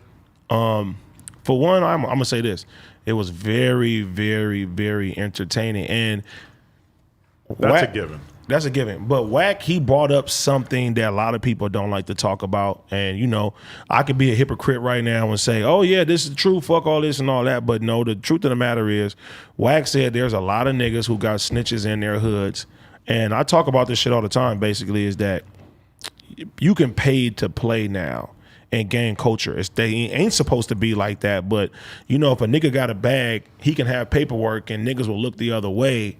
which ain't the real principles if you want to stick to this shit. But what is the point of this whole argument? To prove that, oh, there are other people who are bad people, so therefore we should just totally forget about the fact that 6ix9ine is like evidently a bad person? See, and you know, when Wack was here and he did the fucking interview, I told him, he was like, hey, 6ix9ine is a villain. I was like, fuck no. And I told him my reasoning for that. I don't believe that he was a villain. I believe that he fucking thought he can hang around in this shit. He got caught and he betrayed people. You know what I'm saying? Right. Because I mean, when you really think about gang banging and how the shit goes, bro, like when you go to jail, niggas will fuck your baby mama. When you go do other things, people will do grimy things too. Your homies will shoot at you and do all type of stuff. And in our culture, we're told to not say nothing about that shit. So if you join that shit, that's what comes with the shit. You don't flip on your peoples. But with Wack, I understand that this is a bigger business move when it comes down to that shit. Wack wants to make the fight happen. Yeah. Wack would not, like, Wack knew, I think, this is my impression of what went on with that, is that Wack knew that if he got in a room with 6ix9ine and they had a conversation, that it would probably be the beginning of him being able to make this big fight dream happen. That is, and full disclosure, I was just speaking to him, but it does seem that there's a significant chance that this could happen with the 6ix9ine and Blueface thing. And then too, he was saying, nephew, could that guy join your neighborhood? And I'm like, no. So his analogy of it is he wasn't supposed to be this in the first place, so he's looking at him like a civilian. I don't look at him like a civilian. My thing is, what I got from listening to that is that 6ix9ine desperately wants people to like him, to fuck with him. It pisses him off so much that he's basically like blackballed from a lot of things in rap. You know, none of these rappers will work with him. Rappers just casually shit on him and stuff. And it's like, you would kind of think that after snitching and putting all those guys behind bars, that he would like, you know, we all kind of predicted that he would come home humble. Instead, he seems like really concerned with convincing everybody how tough he is. He's bragging about not having security over and over and over. He's talking about how, you know, anyone can run up on him. Do you agree with the thing Wack said about, I feel like you basically have already accepted it that somebody might kill you and you like don't really care? Yeah, bro. That's how same way I feel about Quando Rondo. It's just like, hey, check it out. Like, you already know there's a target on your back. Either way it goes, there's no way to rectify the situation. So you can either live in fear for the rest of your life, or you can just fucking just live your life and whatever happens, happens. I think they're happy and accepting that. Well, not happy, but I think they accept that something may happen to them, and you know they came to terms with that shit. And they're gonna live their life. 6ix9ine just bragging about not having security just seems like the dumbest thing ever. I don't care. Like, what do you think the reaction would be like if somebody did do something to him right now? Like, it would be weird because it would be like, you were just on this podcast that millions of people saw bragging about how you didn't have anyone around protecting you. Hey man, it is what it is. Whatever Wack is doing, that's on him. Me personally, I don't fuck with the snitching, the rats, and all that shit. But like Wack was saying though, I can't sit here and be fake. There's a lot of niggas who got snitches in their hoods that they don't deal with. So if you're gonna play them politics with 6ix9ine, you got to play that shit in your own backyard too. But do you think anybody will start fucking with them? Yeah, I think so. Who will it be? Because currently we're on nothing. I mean, but honestly, bro, the fact that he's getting a lot of press right now, and I feel like a lot of people don't care. Like, if you don't care about the street side of things, then who gives a fuck? But this is the whole thing with 6ix9ine, is that it's obvious that, like, one thing that he did not talk about at all in that interview, which he used to talk about all the time, every other fucking minute, is about how successful his music is. And keep in mind, he just put out an album that was #2 or whatever, and he had this videos that got billions of views or whatever. And now he doesn't even talk about putting out music or as if he's going to make a comeback as a rapper. Like, that seems like it's the last thing on his mind. Now, granted, I get it. You probably have enough money that that's not like a big concern. But it's weird to see that like that has almost vanished from his conversation, because that was always such a big part of his identity. He wanted to prove that he was the toughest rapper and that nobody could say shit to him and that he was the most protected by these gangs, whatever. And he still basically does that by just saying like, nobody will do anything to me. But then he used to always just brag about how successful his music was, and it's like he's completely forgotten about that side of things. Well, I look at it like this. There's way more civilians than there are gang members. You feel me?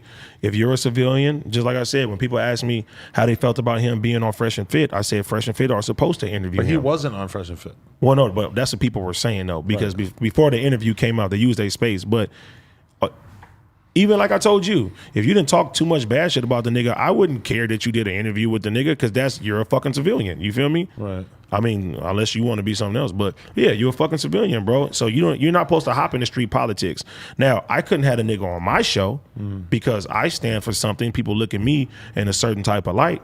But if you're not like that, then who gives a fuck? What do you think about the fact that I feel like I've seen more people mad at Whack 100 over the fact that he sat down and talked to 6ix9ine than I've ever seen anyone mad at him over anything. And I understand that 100% because if you stick to the code says that you don't fuck with snitches, we don't fuck with rapists, we don't fuck with certain individuals. Once you tell, if you a street nigga and you tell, your rep is supposed to be gone after that shit. And that's what 21 was saying. I don't feel like no street dude should be even having a conversation with a snitch. I understand that he's doing something else as far as business wise and to the climate of I don't look at rappers and I don't look at this industry as the streets. This shit is fake as fuck.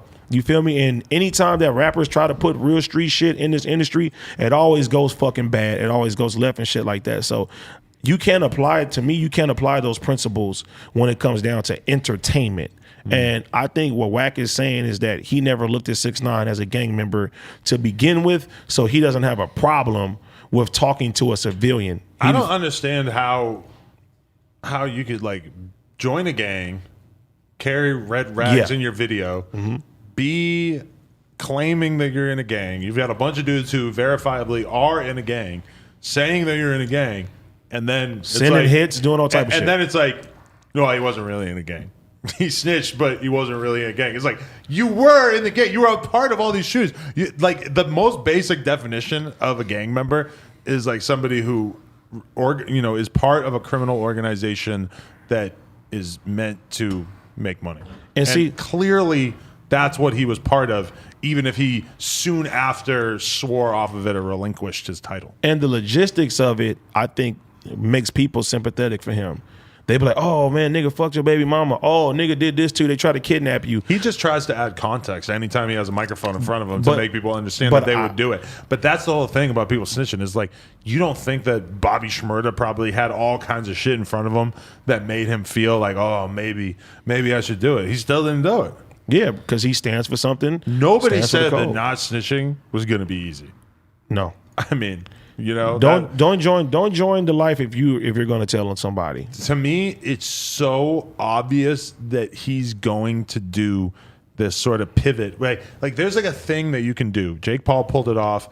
Conor McGregor, his model of basically like you're big, you're famous, but people don't really like you that much. Like that was the problem that Jake Paul was in, where it's like he built up this big YouTube channel, but the image of his YouTube channel was like, it was for kids. It's for like little kids. It's for like teenagers, maybe even younger, etc. And then all of a sudden, Jake Paul finds himself, he's like 21, and it's like all of a sudden kind of cringy for you to be making videos for little kids when you're like a grown man.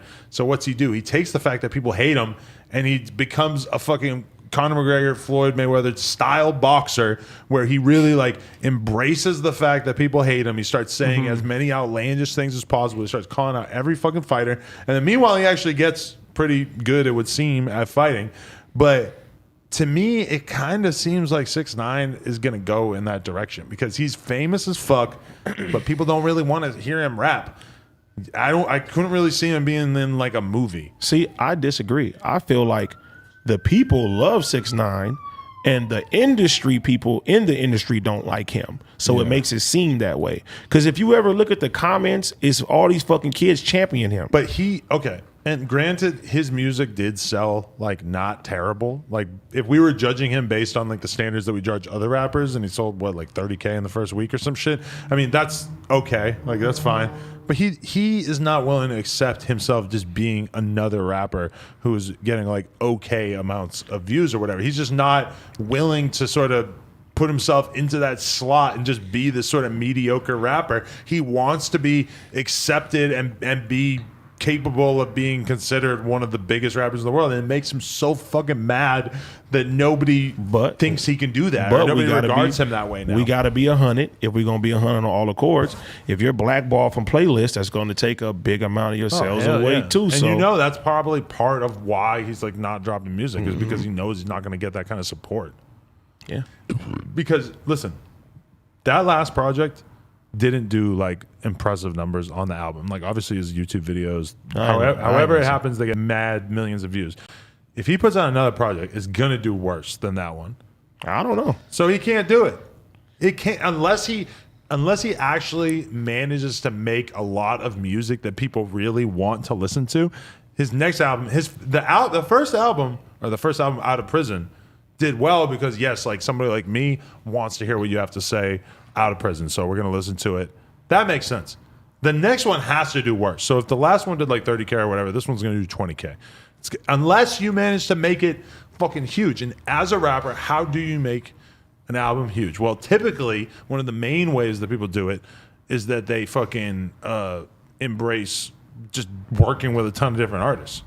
It doesn't seem like he really has any artists that are dying to work with him. Oh, yeah. So what's he gonna do? Who knows? I don't care. He could. You know what I think actually would work if he did it? He should go like rap rock. Couldn't you see him with like a band? I could see that. And like doing that kind of shit? Because that world... He should rejoin City Morgue. You know? But if he made like City Morgue style stuff, exactly. And he performed with a band and shit. Mm-hmm. But I mean, it still wouldn't make him happy, I don't think, at the end of the day, because I don't think that he cares about anything as much as he cares about being respected in rap. Yeah. That's like his people. Even if he had a huge career making rock music or whatever, I still he should go the MGK route. Rap is based on the streets. But not pop punk. The consumers. Rap is based on the streets. The consumers are not street people, so they don't care about the streets. But what is hot in rap music is still largely dictated by the streets. Yeah. Wait, because if every artist puts this in front of you, this is the guy that we like, this is the guy we like, guess what? People are going to sit there and gravitate to that. Mm-hmm. But the average motherfucker, the average consumer who doesn't gangbang, who goes to work and they pay for concerts, they don't care if somebody is snitching or not, or they're not doing no shit. But if that's true, then why was 6ix9ine one of the biggest artists in the world, and then he came out and put out an album and didn't really sell that good? And it just doesn't seem that popular anymore. He lost all his promo. He got blackballed from everything. Yeah, but I'm saying, like, to some extent, the casual fans do care. If somebody like Lil Durk and whoever else like looks at you like they don't like you, that is going to have an effect on the minds of a lot of other people in the game, because if they know, oh, Lil Durk's my favorite rapper, or I like fucking Drake, or I like Blueface, or whoever, all these people that have made it perfectly clear they don't fuck with them, I mean, that shit does have an effect on the consciousness. I mean, if he does have a plan to drop music, he hasn't indicated it at all. Hey, man. Whatever that nigga do, he do. I don't care about the kid. It is what it is. I thought it was crazy that he, during that interview, called out Anuel. And it's like, that's the last dude who actually is down to collab with you, and now you're calling him out, too. No, he called him out because he wasn't down to collab with him. Oh, really? Okay. No, but I just why you're not allowed to talk. Change this part. Why is he on the podcast if he can't talk? I just saw the title where it said... I gotta pee. You didn't even watch it? I didn't even watch it. I just saw the title. I'm a title reader for this one. You got the story wrong, because number one, 6ix9ine was on there talking about how Anuel dissed him in the club and basically said that he didn't want anything to do with him, but he didn't have a problem with him. And then he had approached them about it. The further way that this conversation has gone on is that I saw this short clip with academics talking to 6ix9ine, and 6ix9ine was basically saying that like Anuel hit him up and said that didn't happen or whatever, but then 6ix9ine was insisting that it did happen. Either way, I mean, that's just another artist on the list who's not going to work with him. Yeah, exactly. Which there's like really none left at this point. Yeah, it's such a weird fucking thing to see him in this spot where like everyone kind of pays attention to what he has going on, but like even I just can't get over the fact that he didn't talk about music once on that thing. But it's not like anyone even thought to suggest to him that he was gonna really be putting out music anytime soon. I don't know. Yeah, and like unlike the Jake Paul situation, like I don't see him becoming a boxer. Like Jake Paul's already kind of physically fit. Like he doesn't seem like he's not tall. You know, like he doesn't seem ripped at all. We like, haven't seen from 6ix9ine any indication that he actually like is capable of like getting really in shape, or like, you know, the boxing thing seems like kind of an obvious thing for him, and he did lose a bunch of weight at one point, but like, you know, it's like we haven't seen anything that would indicate that he would be good at boxing by any means. I mean, he does seem like he really wants to fight whoever, Lil Durk, anyone. You think it's possible of him getting that 20 million he's asking for to fight Blueface? I mean, to me, it sounds insane. But Yeah, right? That was the number that Wack was tossing around on the phone earlier, too. That seems like unreasonable. I feel like if there's anything 6ix9ine can do right now, it's be like a Twitch or a YouTube streamer. I feel like he could transition to that and like make money off that, and people wouldn't care as much. I mean, think about why he doesn't want to do that, because that's like it's that like that's not his image, compared to being a rapper. Exactly, being a popular Twitch streamer is like you're a fucking homeless person. No, it's not actually. In reality, it's not like that, because really, if you were to look at what like the top streamers make, they probably make more than like damn near most rappers. But in terms of like social currency, you know, rappers are considered to be the top of the fucking food chain in a lot of ways, besides maybe like movie stars or athletes. But then meanwhile, Twitch streamers are like considered like bottom rung. Yeah. Because like he could there's so many things he obviously could do. He could have a podcast, he could be a huge streamer, he could be a huge YouTube channel guy, he could switch genres of music where they don't care about snitching. But, you know? But then what? Yeah, these are all valid options that you would think that he would be pursuing if he wanted to, but instead, what's he want to do? He wants to go to clubs that he knows that other rappers are in, just to prove that these rappers aren't going to fuck with him, I guess. And I mean, everything he does, he wants to go to fucking King Von's hood. He wants to fucking pull up the Nipsey Memorial. See, that's the other part of it too that is fucked up to me, is that you're doing this, you're dissing dead niggas, you're saying all this stuff, and you can't play the civilian card when you're doing shit like that. Right. You know what I'm saying? It's like, nah, like. But that 6ix9ine still talks about him being in the Bloods as if he was in the Bloods. He's like, when I was in the Bloods. Like, he doesn't think of himself as not a gangster. He said on that fucking academics pod, he said, I'm the biggest gangster in the game.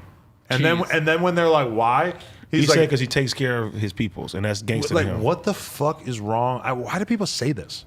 Just like, redefine words. If I take care of my kids, like I take care of my kid, I take care of my girl. We got a nice house. I go to work every day and I do my job. Gangster. That's not what gangster means. That's only gangster in the sense of like if AD comes in wearing a cool hat, I'm like, ooh, that hat is gangster. I know. It's not like your hat is really associated with a gang. It's a figure of speech. Yeah, exactly. Saying that's gangster. My dad went to work every day and he earned an honest living. Gangster. That was gangster.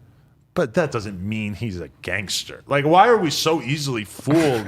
Why would he think that he would be able to get up in front of all these people, in front of WAC 100, and just say, I take care of my family and I take care of people around me? What are you talking about? The people around you were all in jail. And now, granted, yes, some of those people may have done things to you that you have a reason to be. I wish that WAC was a little bit more informed. I have homies from my neighborhood that done shit to me, listen, bro. I wish that WAC was a little bit more informed about the details of what 6ix9ine did, because there's a lot of people that he tattled on that he would not be able to sit in that chair and defend tattling on those specific people if WAC actually put him to the test. WAC was not, obviously, he's not the kind of guy that's going to be studying up fucking criminal cases. One of my favorite movies is The Goodfellas. And if you look at The Goodfellas, bro. It's called Goodfellas, not The Goodfellas. No, it's Goodfellas, though. But you've seen Goodfellas, right? I have seen The Goodfellas. What was one of the number one rules that they told him as a boy? They said, you don't never tell on your friends. Don't never? No, you said you don't tell on your friends. And to me, being gangster is standing for something, taking care of your peoples, and when shit hits the fan, you do not fold. Now, we can all argue that he saddled up with a bad gang. No, or at least a gang that has some bad intentions. No, all gangs are like that. Exactly, because if you sign up in any criminal organization, of course there's going to be some dudes who are fucking assholes, and especially if you're not really like taking care of them. Yeah, like everyone's nice and there. Bro, if everybody's broke as fuck and you clearly have tens of millions of dollars, We know how this goes. Do you know how many niggas I know as soon as they went to jail, niggas was fucking their baby mamas, bad mouthing them. They would kill their little bro. Dude, it's all type of shit, bro, that gets fucked up into this gang lifestyle, bro. So, but you still aren't allowed to snitch. You're still not allowed to snitch, bro. Even if you are locked up, you're doing 20 years. Let me tell you something. Meanwhile, all your homies are doing fucked up shit. I have a homeboy treating your baby mama like Kazumi. I have a homeboy, bro, who didn't do this crime. My other homeboy did it. You feel me? He did 10 years, my nigga, for a crime that he did not do. He never told on my homeboy one time, bro. That's living life with conviction. That's crazy. I mean, but that's what you signed. If you sign up for this shit, you have to know what comes. Right now, bro, if somebody said, hey, AD, you're getting 40 years for something that you didn't do, I am not going to snitch, bro. But I stand for something, bro. What if they're running trains on your baby mama? Nigga, still, it's death before dishonor, bro. That's but how 10 years shit later, did you ask him, like, 10 years later, does he still have the same mentality? Like, oh, that was worth it. You know, that was worth holding my code. It's not the fact that it was worth it, because what the other guy should have did is, hey, you know, I don't want my homie to do 10 years for something I did. He should have did that. But everybody is not solid like that, bro. Wax argument when we were on the phone earlier is kind of like, these dudes, all the 9 trays, they fucked up originally. They did, though. By talking about their business on the phone and having recordings. He told on shit that he didn't even know nothing of, he wasn't around for. Right. But he's talking about before all that. Wack was saying those 9 Tray Bloods were already in the wrong because they were talking about criminal actions on the phone. Everyone in such breaks a way. that rule. Yeah, I mean, no one follows that rule. Listen, like the argument isn't don't snitch unless the other criminals are bad at crime, and then you can snitch. Yeah, right. I'm pretty sure that the whole gangster thing is ever. pretty much like you just never do it. Bro, if your worst enemy, my nigga, comes in your house and tries to kill you, my nigga, and the police ask you, you're supposed to not say nothing. Don't join this gang shit if that's not what you're prepared for. It feels like if you explain the logistics of like what we just talked about to a person who's thinking about joining a gang, most people would be like, that's not worth it. Join a gang. And nobody's joining a gang and that is like capable of making a rational decision probably about this. Because people join gangs when they're kids. Yeah, exactly. Yes. They just realize. And people who join gangs as adults get made fun of ruthlessly within the rap game. And shit. For the record, joining the gang is dumb. You shouldn't join no gangs and shit like that. You know what I'm saying? Like when you grow up around certain people and you grow up in an area and every time you walk outside it's around you, you don't have a lot of good male role models in your life to try to tell you something else, then you go find that family within your homies and stuff like that. You don't want to listen to your mom because you think your mom and your grandma and everybody they don't not that they're boring, but they can't teach you how to be a man. And if you don't have real how to get male, respect and shit. And if you don't have real male role models, you look to the people in your neighborhood that you look up to. Hey, he's cool over there. Well, he's a Crip. Maybe this is what being a man is. And you do that shit. It's not, and they teach you these things. And if I can go back and do this shit all over again, I probably would still do the same fucking thing. But that shit came with a lot of heartbreak. I still had PTSD from all the bullshit. Because you just think it's cool. It's not cool. It's not cool at all. You like being a gang member. But it's like it's your environment, because like me growing up, like you were saying, like you said that you would see some dude who was respected, you would think like, oh, that's how you become a man. Like when I was a little kid, I would gain respect from my older homies by doing a skate trick or stealing bottles for weed. You know what I mean? Like, but imagine it was a leveled up. Imagine it was like beating someone up or killing someone. See, it was more like money, right? Like the guys in your neighborhood that had all the money and nice cars and stuff like that, you wanted to be like that. You know what I'm saying? You didn't want to go work at Rite Aid like Mr. George and shit like that. You don't want to be like that as a kid. So your role models become the guys that is making money. Tell me about Mr. George. He's not a real person. I'm just giving a. Normally George is the first name. All right, Costanza. Costanza. Costanza. But what I'm saying though is joining the gang is stupid. It limits you from a lot of shit. It fucks up business moves. I didn't had business things happen to me, bro, because of my affiliations that fucked up, that halted all type of shit for me, money and everything. Really? Luckily, I get to do other shit now and it doesn't affect me no more. But for a lot of people, they don't get the same type of opportunities that I done got. Interesting. As a person who's a part of a gang for 2 days, I completely wholeheartedly agree. Shut the fuck up, Yuri. Yeah, shut up, Yuri. At least we can agree on something. Yuri needs to shut the fuck up. So have you guys heard about Governor Andrew M. Cuomo. Yeah. Yes. I'm glad that he's out. You are. Yeah, even though he's Why? Because it has nothing to do with the fact that of what the reason why people are mad at him now. Do you but know why they're mad at him? Sexual assault shit. Okay. But Harassment. harassment. But but this is what I saw is like, I'm reading through it because I had seen some like conservative people on social media basically trying to act like what he was being accused of sexual harassment wise wasn't actually that bad, and that it was actually, they're making it out to be so bad or whatever. There's one like staffer that said that like he took a photo with her and he put his hands around and like under his shirt put his whole hand on her tit. yeah, I mean, listen, if you're the governor, like you shouldn't do that to someone who works for you, no matter what. Obviously, I wouldn't do like 1% of that. Like I would be I wouldn't want to say anything about the breasts of any employee ever. It's like you're just asking to get in a shitload of trouble or to make her feel uncomfortable, even if she doesn't report it. So clearly, that's not okay. Grabbing a titty, bro. You're the fucking governor. Even if you own the fucking gas station, you could get hit with a crazy ass lawsuit for that shit. You're the fucking governor. Like, how fucking horny are you? Like, this is not the line of work for you. If you really want to just like be surrounded by like young, attractive women that are gonna just let you just fucking grab on to whatever, you should join like a band or something. You should, like, be like a porn star or like, I don't know, be Adam 22. Get on steroids and go work at the strip club or something, be bro. a bouncer. Like there's so many things you can do.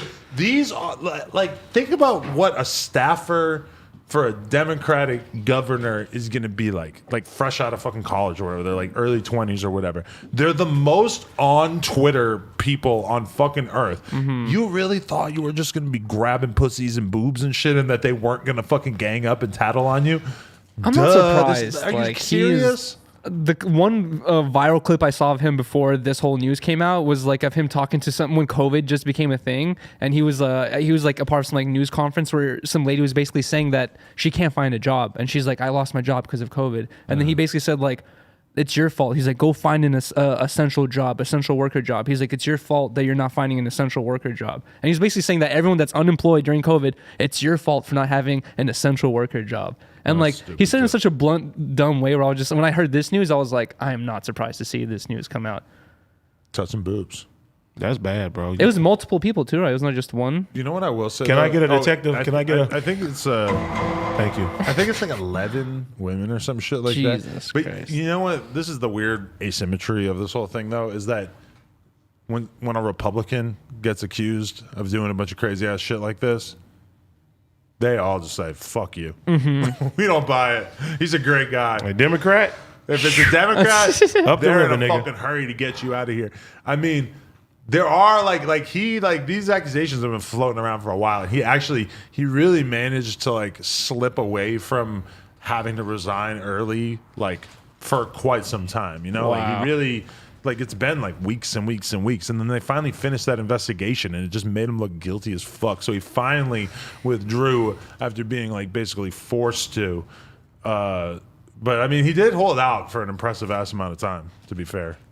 He fucking fought. He did not want to go. Is he going to face any repercussions other than leaving his job? I think one woman is filing like a legal case, so she actually went to the police. It would be real, it would be real lame if he literally just has to leave his job, get some severance pay, and then no one ever hears of him again. And he's like living in some lake house and he's gonna New get York some or kind of shit. fucking cool job, being a consultant or something. They only fail Yeah, upwards, you know. yeah. It's like he doesn't have a fucking. Well, I mean, I don't know how much trouble are you gonna get in for sexual harassment, like in court?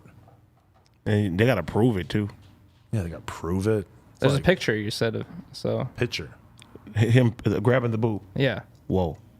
Didn't you hot. say there was like during a picture I don't he think did he that? said that. I don't think you could see the hand. Oh, on the okay. boob. It was just a hidden thing. Yeah. Don't grab Jeez. boobs and be in politics. Although that would be nice. Don't join politics at all, to be honest. We need politicians, though. I saw. A We need thing- people to lie honest. to us. We need politicians. Why? Honest ones. Because otherwise, There's no anarchy.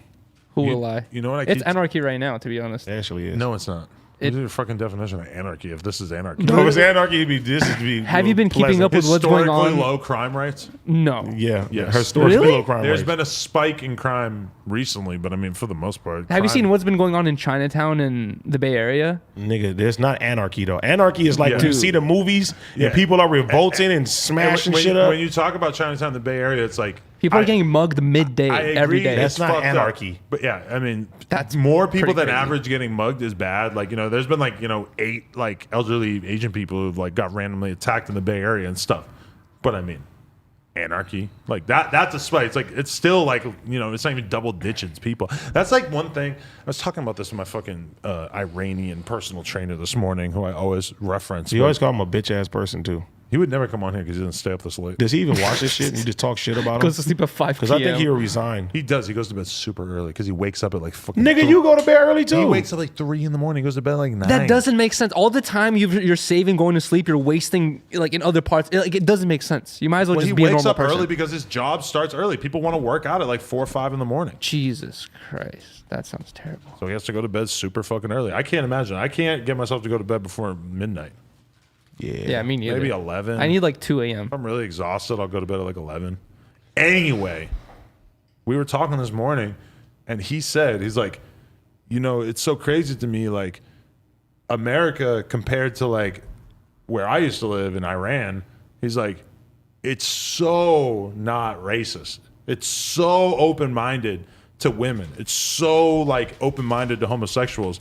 But meanwhile, everybody in America spends all their fucking time just talking about how racist everything is and how fucking women are in danger and all this shit. And it's like, you kind of like lose track of the fact that it's like clearly America in 2021, It's like the despite best its flaws, country to it's live. like the best place. Bro, I think about that all the time, too. in history for people that are not, you know, for people that are minorities, basically, whether it's fucking, you Mm-hmm. know, women or gay people or different races, whatever. Like if you're a black person and someone calls you a racial slur, I mean, clearly now is your best chance in history of them like losing their job if you have some kind of recording of it, you know, being crucified on Twitter. Yeah. And I mean, that just, you know, Because there's some didn't exist. There's some countries you even 10 years can't be ago. homosexual. Almost Like, they every will- country, like Well, the in Taliban Russia, is dude. like taking over again, and that's like the first thing that they do is they shut down the girls-only schools. Wow. They fucking, you know, make men grow out their beards and shit. They throw gay people off the roofs and shit. It's like, you know, we got Lil Nas X shaking his little booty with all these guys in a fake prison. I feel the same way as your trainer though. Is like whenever I hear What's the problem? Like we got to hear Ben Shapiro talk about it. On, Yeah, like, exactly. A 1-minute video on Twitter. Like, who the fuck cares? whenever I hear people complain about how like corrupt or bad America is, I'm like, dude, Russia is a million times worse. Like in almost every other country, and they always like sometimes people refer to like, oh, Switzerland has a crime rate of 0.3%. You're like, yeah, that's one country with like So barely fucking barely tiny. any people in We're there. gigantic. Exactly. We're the biggest country. I mean, The only thing that I can talk about is the police and police brutality. Yeah. That is our people. We get fucked over when it comes down to that in the government. You never hear of people getting shot to death by the police in Russia. no, Never. You don't hear Really? about Yeah. You don't hear about shit like You hear that them anywhere. getting beaten up and like mugged, and people like tell you like, "Yo, give me some money or else I'll arrest you," type shit. Like, you know, there's corruption, but they're not killing people for like, you know, running a red light and shit like that. It's like- Minorities, my people, and the government and the police force has always been a fucked up situation. You know what I'm saying? So like that's the only thing that I can say. Other than that, like America is a beautiful place. You know what I'm saying? It's a beautiful place. I wouldn't want to live nowhere else. it's crazy how, like, even just saying that. Like, I saw this clip from the Olympics of this one athlete, and I'm not sure exactly what her sport of choice was, but she's black. And she's so enthusiastic. Like I think she just won a gold medal. She's freaking the fuck out. And they're asking her like, "What do you think of your country?" And she's just like, "I love America. I love this country." And like she just says like that she loves America, no caveats or anything. And it was like kind of crazy because you're sort of like so used to people trying to say that America's also kind of fucked up when they have an opportunity to. put them sponsorship that dollars. when she didn't do it, it was kind of like, oh my god, like, and especially just when a video is like going viral, you expect that there's going to be a twist at the end. Yeah. And then I'm like watching it and realizing like, oh, the twist is that there is no twist, and she just is sincerely She's happy hyped to on be America. American. They're like, pull McDonald's now. Yeah. No. It's fucked up. When Can't I- be proud to be an American. Can I also just say this, that the standard for women is so low. For what? What you mean? Sweetie got the fucking McDonald's collab after Travis Scott. I don't understand that either. Who's gonna go to McDonald's for a Sweetie burger? I'm just saying, Travis Scott is Sweetie got Sprite too. Travis Scott, objectively, everybody knows I'm not a huge fan of his music. He's objectively, like, by far one of the most popular rap artists. But he's a hype master. Besides the music, it's like his clothes, everything. The personal brand that he has built up around his music is so gigantic. I'm watching this video of Sweetie out of McDonald's. They got a whole police force. They got 15 cops. They got security guards. They got fucking barriers up around the entire McDonald's. There's like 3 people. There's like 14 fans. And they're all like 12-year-old girls. Sweetie. I'm like, bro, think about how fucking rigged this game is that Sweetie got the collab after fucking Travis Scott. She finessed them. Who's gonna get Honestly, it next? yeah, claps they might for go her. She really got a bag. underground for the next one, bro. They might have a Space Ghost per McDonald's meal after this. I don't know. That'd be fun. I'd get that. Who else can get one? I would get a Space Ghost per McDonald's meal before Sweetie's, to be honest. She's Just kind because of it's funny. controversial. I mean, the one thing you could say about her, though, even though her music is clearly like a million times less popular than Travis Scott's, is that she has built like a nice personal brand to her, right?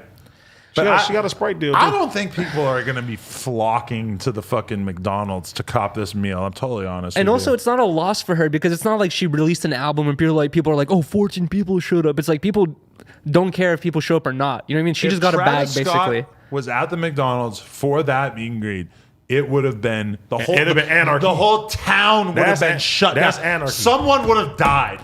People would have been collecting the napkins on the floor. Gotten killed.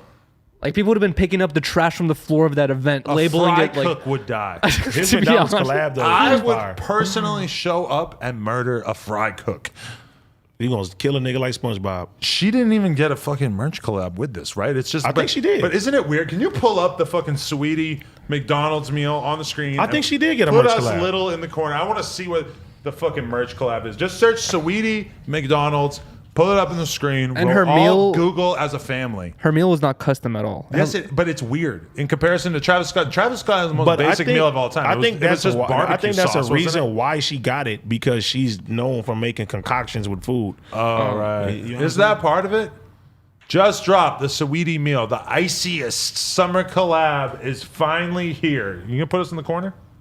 We're in the corner. We're in the corner. Chicken nuggets and a burger. The iciest summer collab is finally here. A Big Mac, 4-piece chicken McNuggets, medium fries, a medium Sprite with Sweetie and sour, and tangy barbecue sauce. So I was wrong. This is the most basic meal ever. Wait. It just comes with the Sweetie and sour. Which McDonald's do normally? Can you even get sweet and Travis sour sauce Scott there? didn't Yeah, have a sweet custom sauce like Yes, that. he did. Well, it wasn't custom, but he had the barbecue sauce. But no, he had the bar, but it wasn't a custom labeled one. That I want to collect. Do we know that it's going to be that designer in stores? If it is, then I would actually get it because Scroll Travis down Scott a little didn't bit have more that. here. Enter the Sweetie Sweet.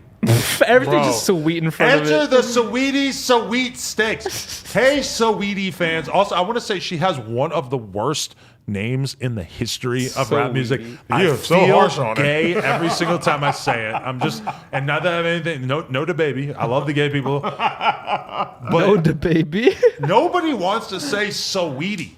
Especially 3 times in a Sweetie. row, back to Anyway, back to back. And nobody wants to enter a Sweet Steaks. Anyways, I think some scroll little down more. girls No, want to this join this the is what I Sweet wanted to see. Remix it like Sweetie. Fries in your Big Mac or a chicken McNugget sandwich. The Bruh. Sweetie meal was made to be remixed and remixed again. So get your meal hack on. You have Sweetie's blessings. Look at this. How do you eat any of those? Who would want to remove the top from a Big Mac? And that has ketchup on top. Eat Put both. some fries, and that's way too much ketchup.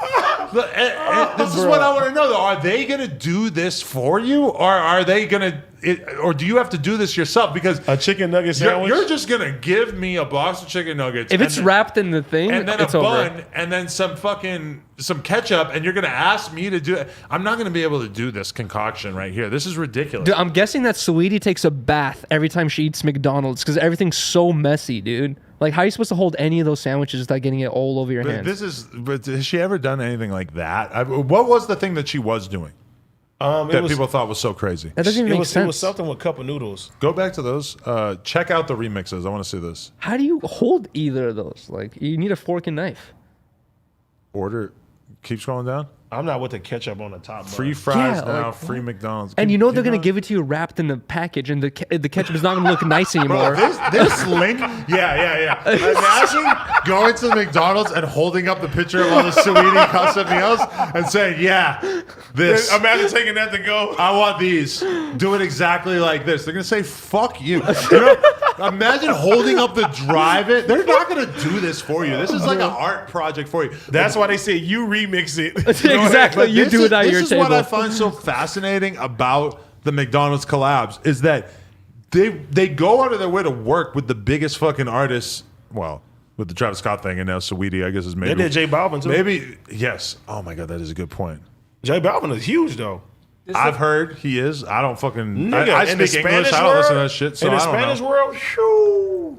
Yeah, kind of a mystery to me. I don't speak Latinx or whatever. Oh, my God. So there's a mystery to me. But yes, I understand it's very big. But they won't actually introduce any new elements. Everything so far has been a remix. The Saweetie sauce, if it actually looks like that That's when you cool, get it, right? That at least that's a little bit Custom different. packaging. They did do the merch though, but so I don't see any merch here though. Can we scroll all the way up to the top to see if there's like, if there was merch, it would say something about the merch. But right? I seen her wear a shirt that was some McDonald's shit. Travis Scott merch shit was fire. Yeah, It's That was like fire. at least make some custom chicken nugget shapes. the merch was custom. Yeah, but to make it custom, That'd be hard though. Yeah, it's like, Like some diamonds. but like you're saying, it's like it's not even custom. It's like you're going there. I don't know, maybe to support your But artist. did Travis Scott get something new? No, when he it was did just it? barbecue sauce. But the barbecue put- sauce didn't even have a custom label. And It was they just make, sauce. they make you lie and act like you're so enthusiastic about the slight modification to the meal. Like Travis Scott had to really put out a press release being like, I love barbecue sauce on my fries, so McDonald's let me make my dreams come true. Sweet and sour on the chicken sandwich is fire. You will never get an Arby's deal. ranch. I'm On the getting chicken the Arby's sandwich. deal. Hell no. Yeah, I'm You getting it. disrespected the brand. I never did. Blacks Yes, you for did. Arby's. You did. You know how they tested Subway tuna for tuna, and they were like, "Oh, there's no tuna in this tuna." I want someone to test Arby's meat, and they're gonna be like, "Dude, there's no meat in Somebody- this That's meat." high quality pig right there, brother. Somebody made a doubt fuck that. Arby's shirt today, and everybody tagged me, and I'm looking for that guy. I'm out for blood. Whoa, beef. If I was gonna associate myself with any fast food chain, AD can get an Arby's sponsorship. Don't be surprised when I'm in a commercial. I told you so. my question is, what will Burger King fire back? On who? Oh, with getting endorsements? They Because ain't got it's- the bag like McDonald's though. Well, how do you know? Of course, they have They don't money. have They have that fucking investors. bag like that. I want a Listen, custom Aiden Ross meal. McDonald's- If Bro, they're gonna go and who spend, eats Burger King like that? Except me. They're everywhere. Unless you want me to do a They're commercial for everywhere. it. It's huge. I'm not saying. Listen, Burger King, Wendy's, I get it. They're not as big as McDonald's. But if McDonald's can go and give Travis Scott like $10 million to do this kind of deal, where is the Burger King fucking Young Thug meal? Carl's Jr. needs to bring back. You know how they would bring on like those model Steeth's sandwiches all like in slow motion and shit. No. They're gonna bring that back now that McDonald's is going so crazy. You talking about when they had like the car wash and shit? Yeah, they'll be eating the sandwich. They had Jessica Simpson going like, "The sandwich is so good." Remember when you told me that the song "At the Car Wash" is a big part of understanding Black culture? I never told you that. Yes, you did. No. You told me like, if you want to understand our people, watch this video over and over. I definitely did not do It that. wasn't a vlog. No, I'm You want to kidding. understand our people? Watch Roots and see what your people did to my people. Ooh, I was thinking about watching that, but it's always like, oh, do I really want to get bummed out? I don't want to watch it next to you. I might punch you. Yeah, Yeah. that's unfair. Revenge. You said it's unfair? That's unfair. Has nothing to do with me, really. Hey, but it's funny though, because my people said when that movie came out and white people watching theaters with them, they were scared as fuck leaving that shit. Yeah. Living in groups, huddled together. Do you think that there's a risk of that happening? If what? An uprising in the movie theater? Like that the movie could convince a bunch of black people that they've been wrong so much that they would then just destroy all the white people sitting next to them. I don't think it's kind of a leap of faith. I ain't gonna lie though. When I watched Tempers could be high though. when Tension I watched could be 12 up. Years a Slave, that shit made me like kind of mad when I left that motherfucker. Yeah. Did you guys guess hear that's of what fair. happened in a movie theater I'm recently? going to critique you as a podcaster. Sorry. He says something interesting. you say, have you guys heard of this random thing that has nothing to do with what you're talking about? It does have to do with what Hey, we're talking Mr. about. Good podcasting. Listen, this is We were talking good about movie podcasting theaters. is I bring up a topic and we go in depth about that topic. You dash off and you try to make it about something else. No, it was about movie theaters, like we were talking about. Okay, that's connected, but it's not elaborating on the original idea. You're darting around too much. And when I did the podcast with you, you did this way too much too, is that like I would tell a story. I mean, like presumably the point of you having me on the podcast was for you to learn about me. And then like I would volunteer a story and then you would just be like, well, what about this? And like just tell me this happened to me one time. And it's like I was just thinking in my head, I'm like, that's like a weird thing that I think you have to fight, which it does seem kind of normal in like normal conversation, but as like an interview or like when doing a podcast, I feel like you need to be able to like dig into a topic and really flesh out your thoughts. No, you're right. I didn't realize that until I did the timestamps for that podcast, but I realized that we're like don't feel bad because this used to happen to me a lot. Then it was Duno notes. AD's main problem is I've had AD co-host on so many podcasts. He's never asked a question. What I mean, really? You don't really you don't like inquire because it's easy for you to talk about yourself. It's hard for you to like get into someone else's head. See, because I like playing the back role when you do it. I'm there for support and comic relief in my head. Well, on here, but on your podcast, it's like you want to like dig up. You want to like. Well, we get don't really have. We some. really don't have guests no more. We just chop it up like homies. That's yeah. What But I'm saying like when you're co-hosting with me, it's like I always kind of like want to know what you want to know about people because I feel like that would be very revealing. But I feel like you haven't really got into the groove of asking them. No, I did it with Kevin Samuels. That's why What'd you ask him? I told him Kazumi talking about 50 guy gangbang. You're like, no, you didn't know that he had cancer, and I brought that shit up, and I asked him about that shit. Oh, okay, there you go. That's but I'm just saying that's why I sit in on the ones that I personally like. Like some, you be like, "Can you sit in with me?" And I'd be like, "All right, I'm there for support." But it's like for me to want to sit down, I have to like really be interested in you, and I can ask those questions. You know what I'm saying? That's fair. Because I'm not like an interviewer. I'm like a party officiator. Yeah. Has podcasting become different for you through not drinking? Actually, no. You know what's crazy is that I told myself before that I can't make music without drinking. I can't do my show without drinking. I can't do anything without drinking. And then some of my best shit I made musically was me being sober, and some of my best episodes on the podcast is me being sober. So people I'm like, I don't need that shit. That shit, like I always thought like, oh, I can't like fall asleep without weed.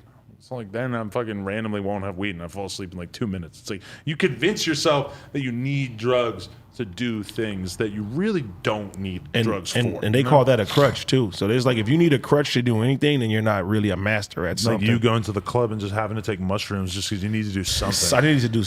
You know what? That's just me just trying to figure it out. But I've been having fun, bro. Just like being myself at the clubs. I thought I was gonna hate it because I told myself if I'm sober, I hate being places. I'm like, nah.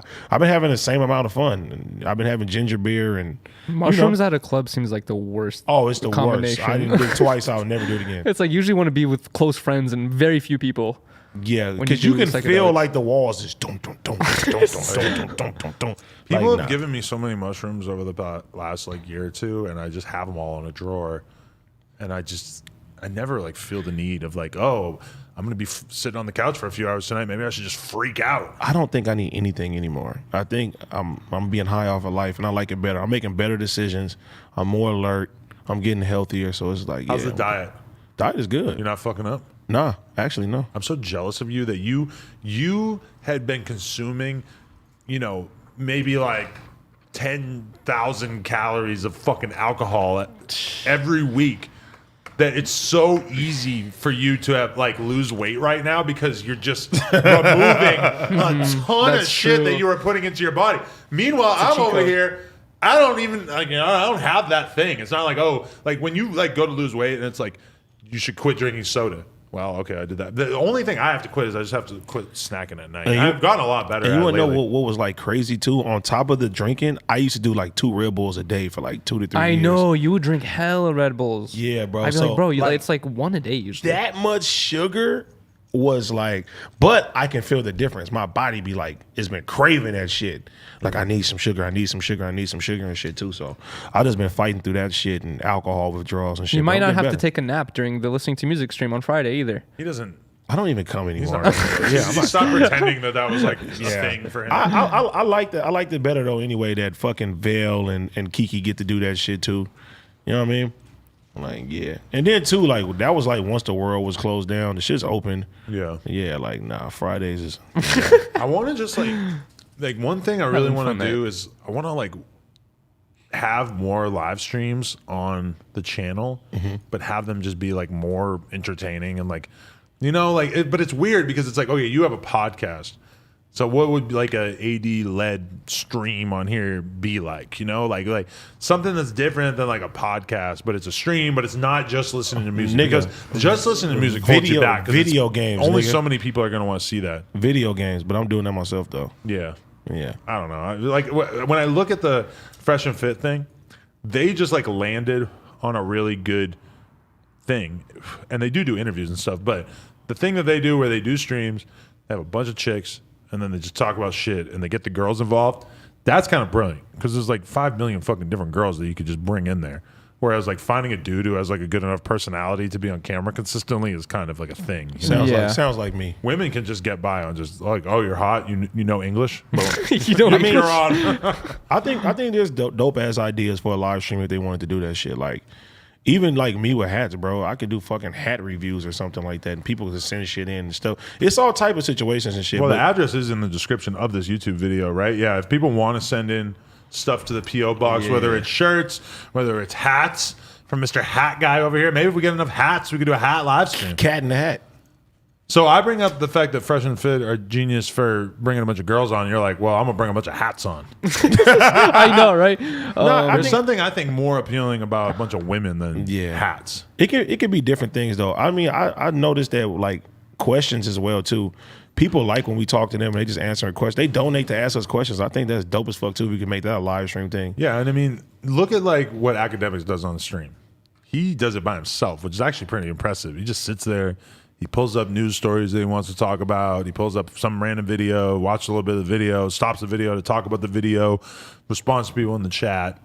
I mean, that's the kind of streams that it would be cool to have on here where it's more like just a couple of the guys and they're like surfing the internet. And like that's what I really want to make is like, like for the next set, like assuming that we got this next space or whatever, I kind of want to make it less like a fucking table environment doing the interviews and more like a super comfortable area with like couches and like the mics are set up so that you can like move the mics around and stuff, but it's like you got couches, you got super comfortable shit chair. Because like my whole goal with doing the interviews and shit is make it as comfortable as possible environment. That's why I think people love smoking and shit on here. But realistically, it's like you are sitting at a desk in an office chair. If we had like a cool ass couch and like beanbags, nice chairs, and it was like super comfortable, and you're just smoking in this environment, I kind of think that would be better than like the table with office chairs thing that has always obviously been our thing.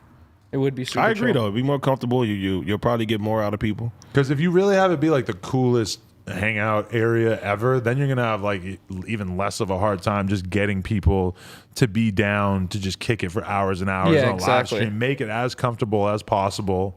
And if you and that new location would help with those live streaming ideas too. It's like you can probably do a bunch of more stuff. Yeah, I mean that's the thing that kind of sucks right now is just that we don't really have like enough room to build out a bunch of dope sets.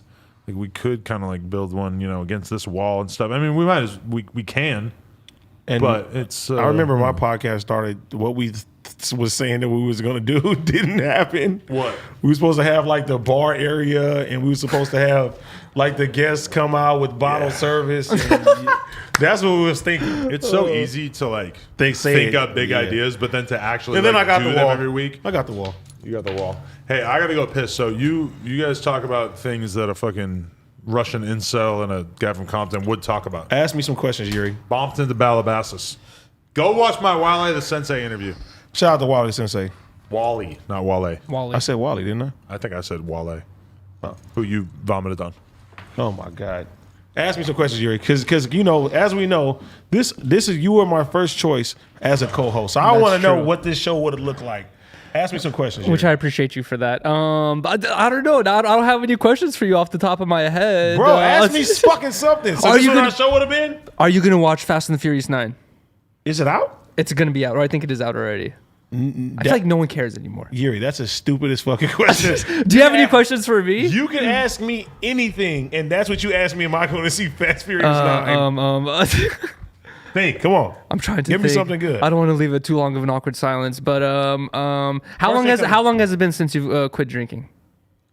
About a month, I believe. About a month. Interesting. And did the doctor tell you like, oh, you have to quit for a certain amount of time and you could potentially get back into it, like glass of wine a day type shit, or it's like the rest of your life? No. He told me don't go cold turkey, just limit to what I did, but I wanted to go cold turkey. That's crazy. Yeah. I remember I had like a family member who also went cold turkey, and they had no side effects at all. I've been having bad side effects. Jesus Christ, that's crazy. Like insomnia and my energy levels, they're getting back there. But yeah, it's been a hard fight. But I tell you what, I never want to go back to drinking again. You don't have those moments where you're like hella stressed out, like something goes wrong in your day and you're like, I need a fucking beer, dude, or something like that. Or like, I need a shot, just one shot. I think you just need to find healthy ways of dealing with that. And, you know, I always knew that one day I was going to have to stop. But seeing how much of effective as a human I am now, and I don't need it, is no reason to me to continue to put poison in my body. That's great. I applaud like your mental will, like how you're able to just to be like, dude, I'm worried about my health. I don't want to do that anymore, you know, because a lot of people will joke around with that stuff and be like, oh, like I'm fucking up my body. Look at me, I'm drinking. And you know? I ain't gonna lie, man. Shout out to the No Jumper fans, because there's been so many No Jumper watchers that have been DMing me and like, bro, you motivate me to stop this and get my health going. And it's like, there's been hundreds of fucking people who've been like, man, I'm with you and shit like that. So I don't want to let the No Jumper fans down either by relapsing and doing those shit. So I'm sticking to that shit. I got a lot of people watching me. If a doctor told me, probably like one of the last things I would ever want to do would be to give up eating, you know, steak. If the doctor told me I'd be so bummed. No more steak, I guess I'm not eating more steak. Like if a fucking doctor told me you're gonna have a heart attack if you keep eating steak, I guess I'm gonna stop, you know, because it's like realistically I don't want to die. So, you know, if I got to switch to chicken and fish, fine. And I mean, I do eat chicken and fish, probably a lot more than steak on average. But, you know, if the doctor tells you, it's like, what, you'd have to be kind of crazy to just keep doing it. But some people, they still do. Because I know a lot of people who had the same situation happen to them. But you have like a nice upward trajectory to your life. Like, it's, you know, like if you kind of like hate your life or you hate your job, and you know, you married some chick that you hate being around and stuff, you know, like you objectively, if you could look at your life rationally, could be like, all right, you know, like things are going pretty good for me. I guess I probably would rather die at like 80 than like 6 months. And then too, bro, I got small children too, bro. And you know that especially if you need a reason. Yeah, I mean, I have so much like great things happening in my life right now, and I feel like this was the perfect thing. Like I feel like that was always holding me back, and I didn't even know how bad it affected people around me until now. People like sharing it with me and saying things like, oh yeah, this. You threw up on me. Not necessarily throwing up though, but I haven't made the best decisions. You molested me. No. You were drunk and you fucked me. But then too, like even like this weekend, like I go out, everybody's like, bro, take a shot with me. And I'm like, I don't drink no more. They're like, what the fuck? I'm like, is that my whole like identity? Kinda. That's bad. It was a big part of your identity before. Yeah. That's crazy that you not only quit cold turkey, but you still continue to go out every weekend. Like the challenges you face less, are right? like, huh? You've been going out less, right? I've been going out the same amount. Huh. But see, the thing is crazy. that I noticed that I don't need that to bring joy. The whole point of me going out is to have fun with my friends and network. And I'm having funs with my friend and still networking. And the only difference is, and two, like, bro, like I've been into audiobooks and like really deep thinking and things of that nature too. So I'm looking at everything like I'm just sharper when it comes down to everything. I like that. I like the new me actually way better. me too. Yeah. You're less aggressive. No, I'm kidding. Yeah, well, I mean, like, I don't even really think about it. But when I compare myself now to the way that I was, like, you know, 4 years ago or 3 years ago or whatever, it's like, I mean, I'm like a million times more efficient, getting shit done, so much healthier. Like, I mean, and I was doing like actual drugs too on top of the fucking alcohol. So, I mean, it made it so that I was just like infinitely less dialed in at my job or like making money and all that kind of stuff. I would be leaving so much on the table if I was fucking still at that level of productivity. And I've been seeing people that I know, and I've been watching them off of liquor, and I'm just like, damn. Yeah. I can't stand some of these people. So I know some people couldn't stand me. And me too, liquor always made me very emotional. So something that'd be like a 4, it'd be like an 8 in my head. And then when I'm sober, I'd be like, all right, I was tripping over this and shit like that though. So yeah, I like the healthy life way better, man. I've been having like way more energy too. Yeah. Yeah. That's the best. Yeah, it's very respectable and very cool that you're just able to do all How that. much are you really drinking? You can have the Don Julio for me.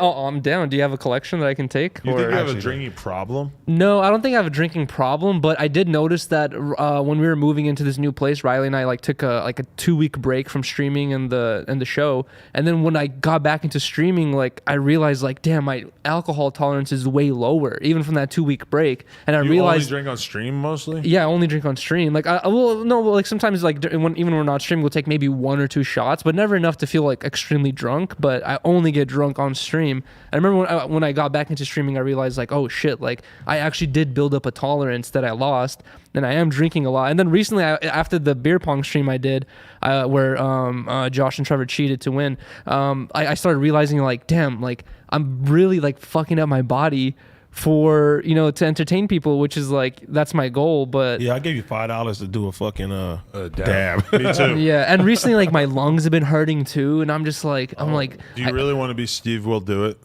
Just like torturing your body, for bro. like He's giving away $50,000 every day. I'd love to be Steve Will Do You're It. making like 0.01% of what he's making, but you're putting your body through the same torture that he's doing. Like you're just not gonna be like. I don't think your fans are gonna like the drinking and shit. It's like you're making it part of your streams, but it doesn't have to. Yeah, and like you were saying, also is like during the stream, sometimes I'll be really drunk and I'll think like, oh, this is funny and entertaining, and then I'll go back to rewatch it and realize I look like an idiot and I sound like an idiot the whole time, and I'm like, why did people even continue watching this? Like I'm literally like acting really dumb right now. Getting drunk is like the easiest way to make your content kind of like entertaining too, though, because you just get out of control and you don't think about shit rationally.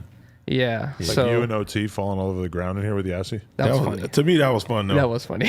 Yeah, but me watching it gave me the biggest like, oh yeah, that's what drunk people are like. Cringe. This is why people don't drink on podcasts. God, like drunk people are so fucking annoying, and they think they're so amazing. It's crazy. It's true. I mean, hey, we hit what, 1 million views, multiple. Hey, That's great true. content. Thanks That was to good. thanks to the Getting alcohol. drunk will do it. Some of the best ideas were thought of drunk. Could you imagine if I like got drunk on here for the Black China interview, and instead of like her just getting up and leaving, I was like, no, fuck you, bitch, and I was like drunk as fuck, like yelling at her. I bet you and if you shit. guys were both drinking, you would have been like buddies at a bar. It would have been like a 2-hour podcast. Me and her getting drunk together would have definitely changed that podcast. Especially because like if me and her both take a shot, she's getting drunk way faster than me. That Off bathroom's the same definitely amount being of used. alcohol, Yeah. So, but she also probably. Oh, I think she's an alcoholic. Really? But also, once you're I drunk, don't know. you're. I shouldn't say that. Like, You shouldn't say no, but that. I'm pretty sure that she like drinks like significantly, so she probably has way higher tolerance than me. She should do donations for shots. She should probably make a lot of money. Ass shots. Jeez. You should do a stream where you raise money to get a fake ass. Bro, speaking of fake asses, we went to Universal Studios, right? And obviously, go, too. I don't have a kid, and I don't have, I don't watch kid movies, so I don't keep up with all the new kid movies and shit that are out there. Minions. But there was like some character who was running around that was meant for the children. It was like some sparkly, like I don't know, gremlin type she had a thing, BBL? and had a big old booty, like. And I was like, it was like walking past us. I was like, babe, like, look at this character's butt. Like, it was like a BBL on a character, like a character for kids. Did you have fun at Universal though? Yeah, we had a great old Universal's fun. time. But I was just surprised. I was like, kids are watching. Like, this is a kid's character. Like, You got turned on by it. I didn't get turned on, but it's just like it was a We big know old what butt. turns you You on. would have hit it. You would have hit it. Everybody knows what turns Erie on. Speaking of which, Those good old oranges. I Why went do you to think go- he works at No Jumper? Look at our logo. who do you think gave ideas for that logo? If we just remove, Make it orange. we should make. Oh, that's a good idea. We should make a signature Yuri shirt where we take the basketball, where we just remove the lines, and then As we a just whole. put little perforations. And then you gotta Oh, like cut the that'd top be of the sick. orange. Like apple. Yeah. I don't want cum oozing out of my orange. No, not that. That'll be before he smashes it. Yeah. Dude, the prepared one. I'm not gonna lie, those 2 rings got me fucked. Really? Bro. They must have been bottom of the barrel. You eat 2 rings right now and you tell me I'll eat a whole bag right now. No, Do it. $100. Pass them. How dare you disrespect our 2020 futuristic strips? Dude, I ate a whole bag of these, and literally the whole next day I felt like a zombie. So I'm not underestimating the effects of 2020 I thought for you sure. were saying that the rings don't do nothing. That was No, my brother. I'm surprised that you are high off too, because you eat these every day, all day for My breakfast, brother lunch, and said it dinner. don't do nothing to him. Yeah, but your brother's a fucking cyborg. I could see him having a big tolerance, to be honest. That nigga is. He's fried. I opened it in such a way where I can't. We're not talking about Kiki, by the way. We're talking about his other stoner brother. Yeah. With the bug eyes. I miss him. I haven't seen him in a doesn't have minute. bug eyes, do we? Yeah, he do. My brother has bug eyes? Yeah. Oh. That's like his whole thing. I guess. That's his I brand. can't get into this bag. Can you pass that red one that's open? Yeah, pass the one that's already open. I don't know. They are tricky to open. You kind of need scissors, from my Or experience. long nails, coke nails, Or a knife.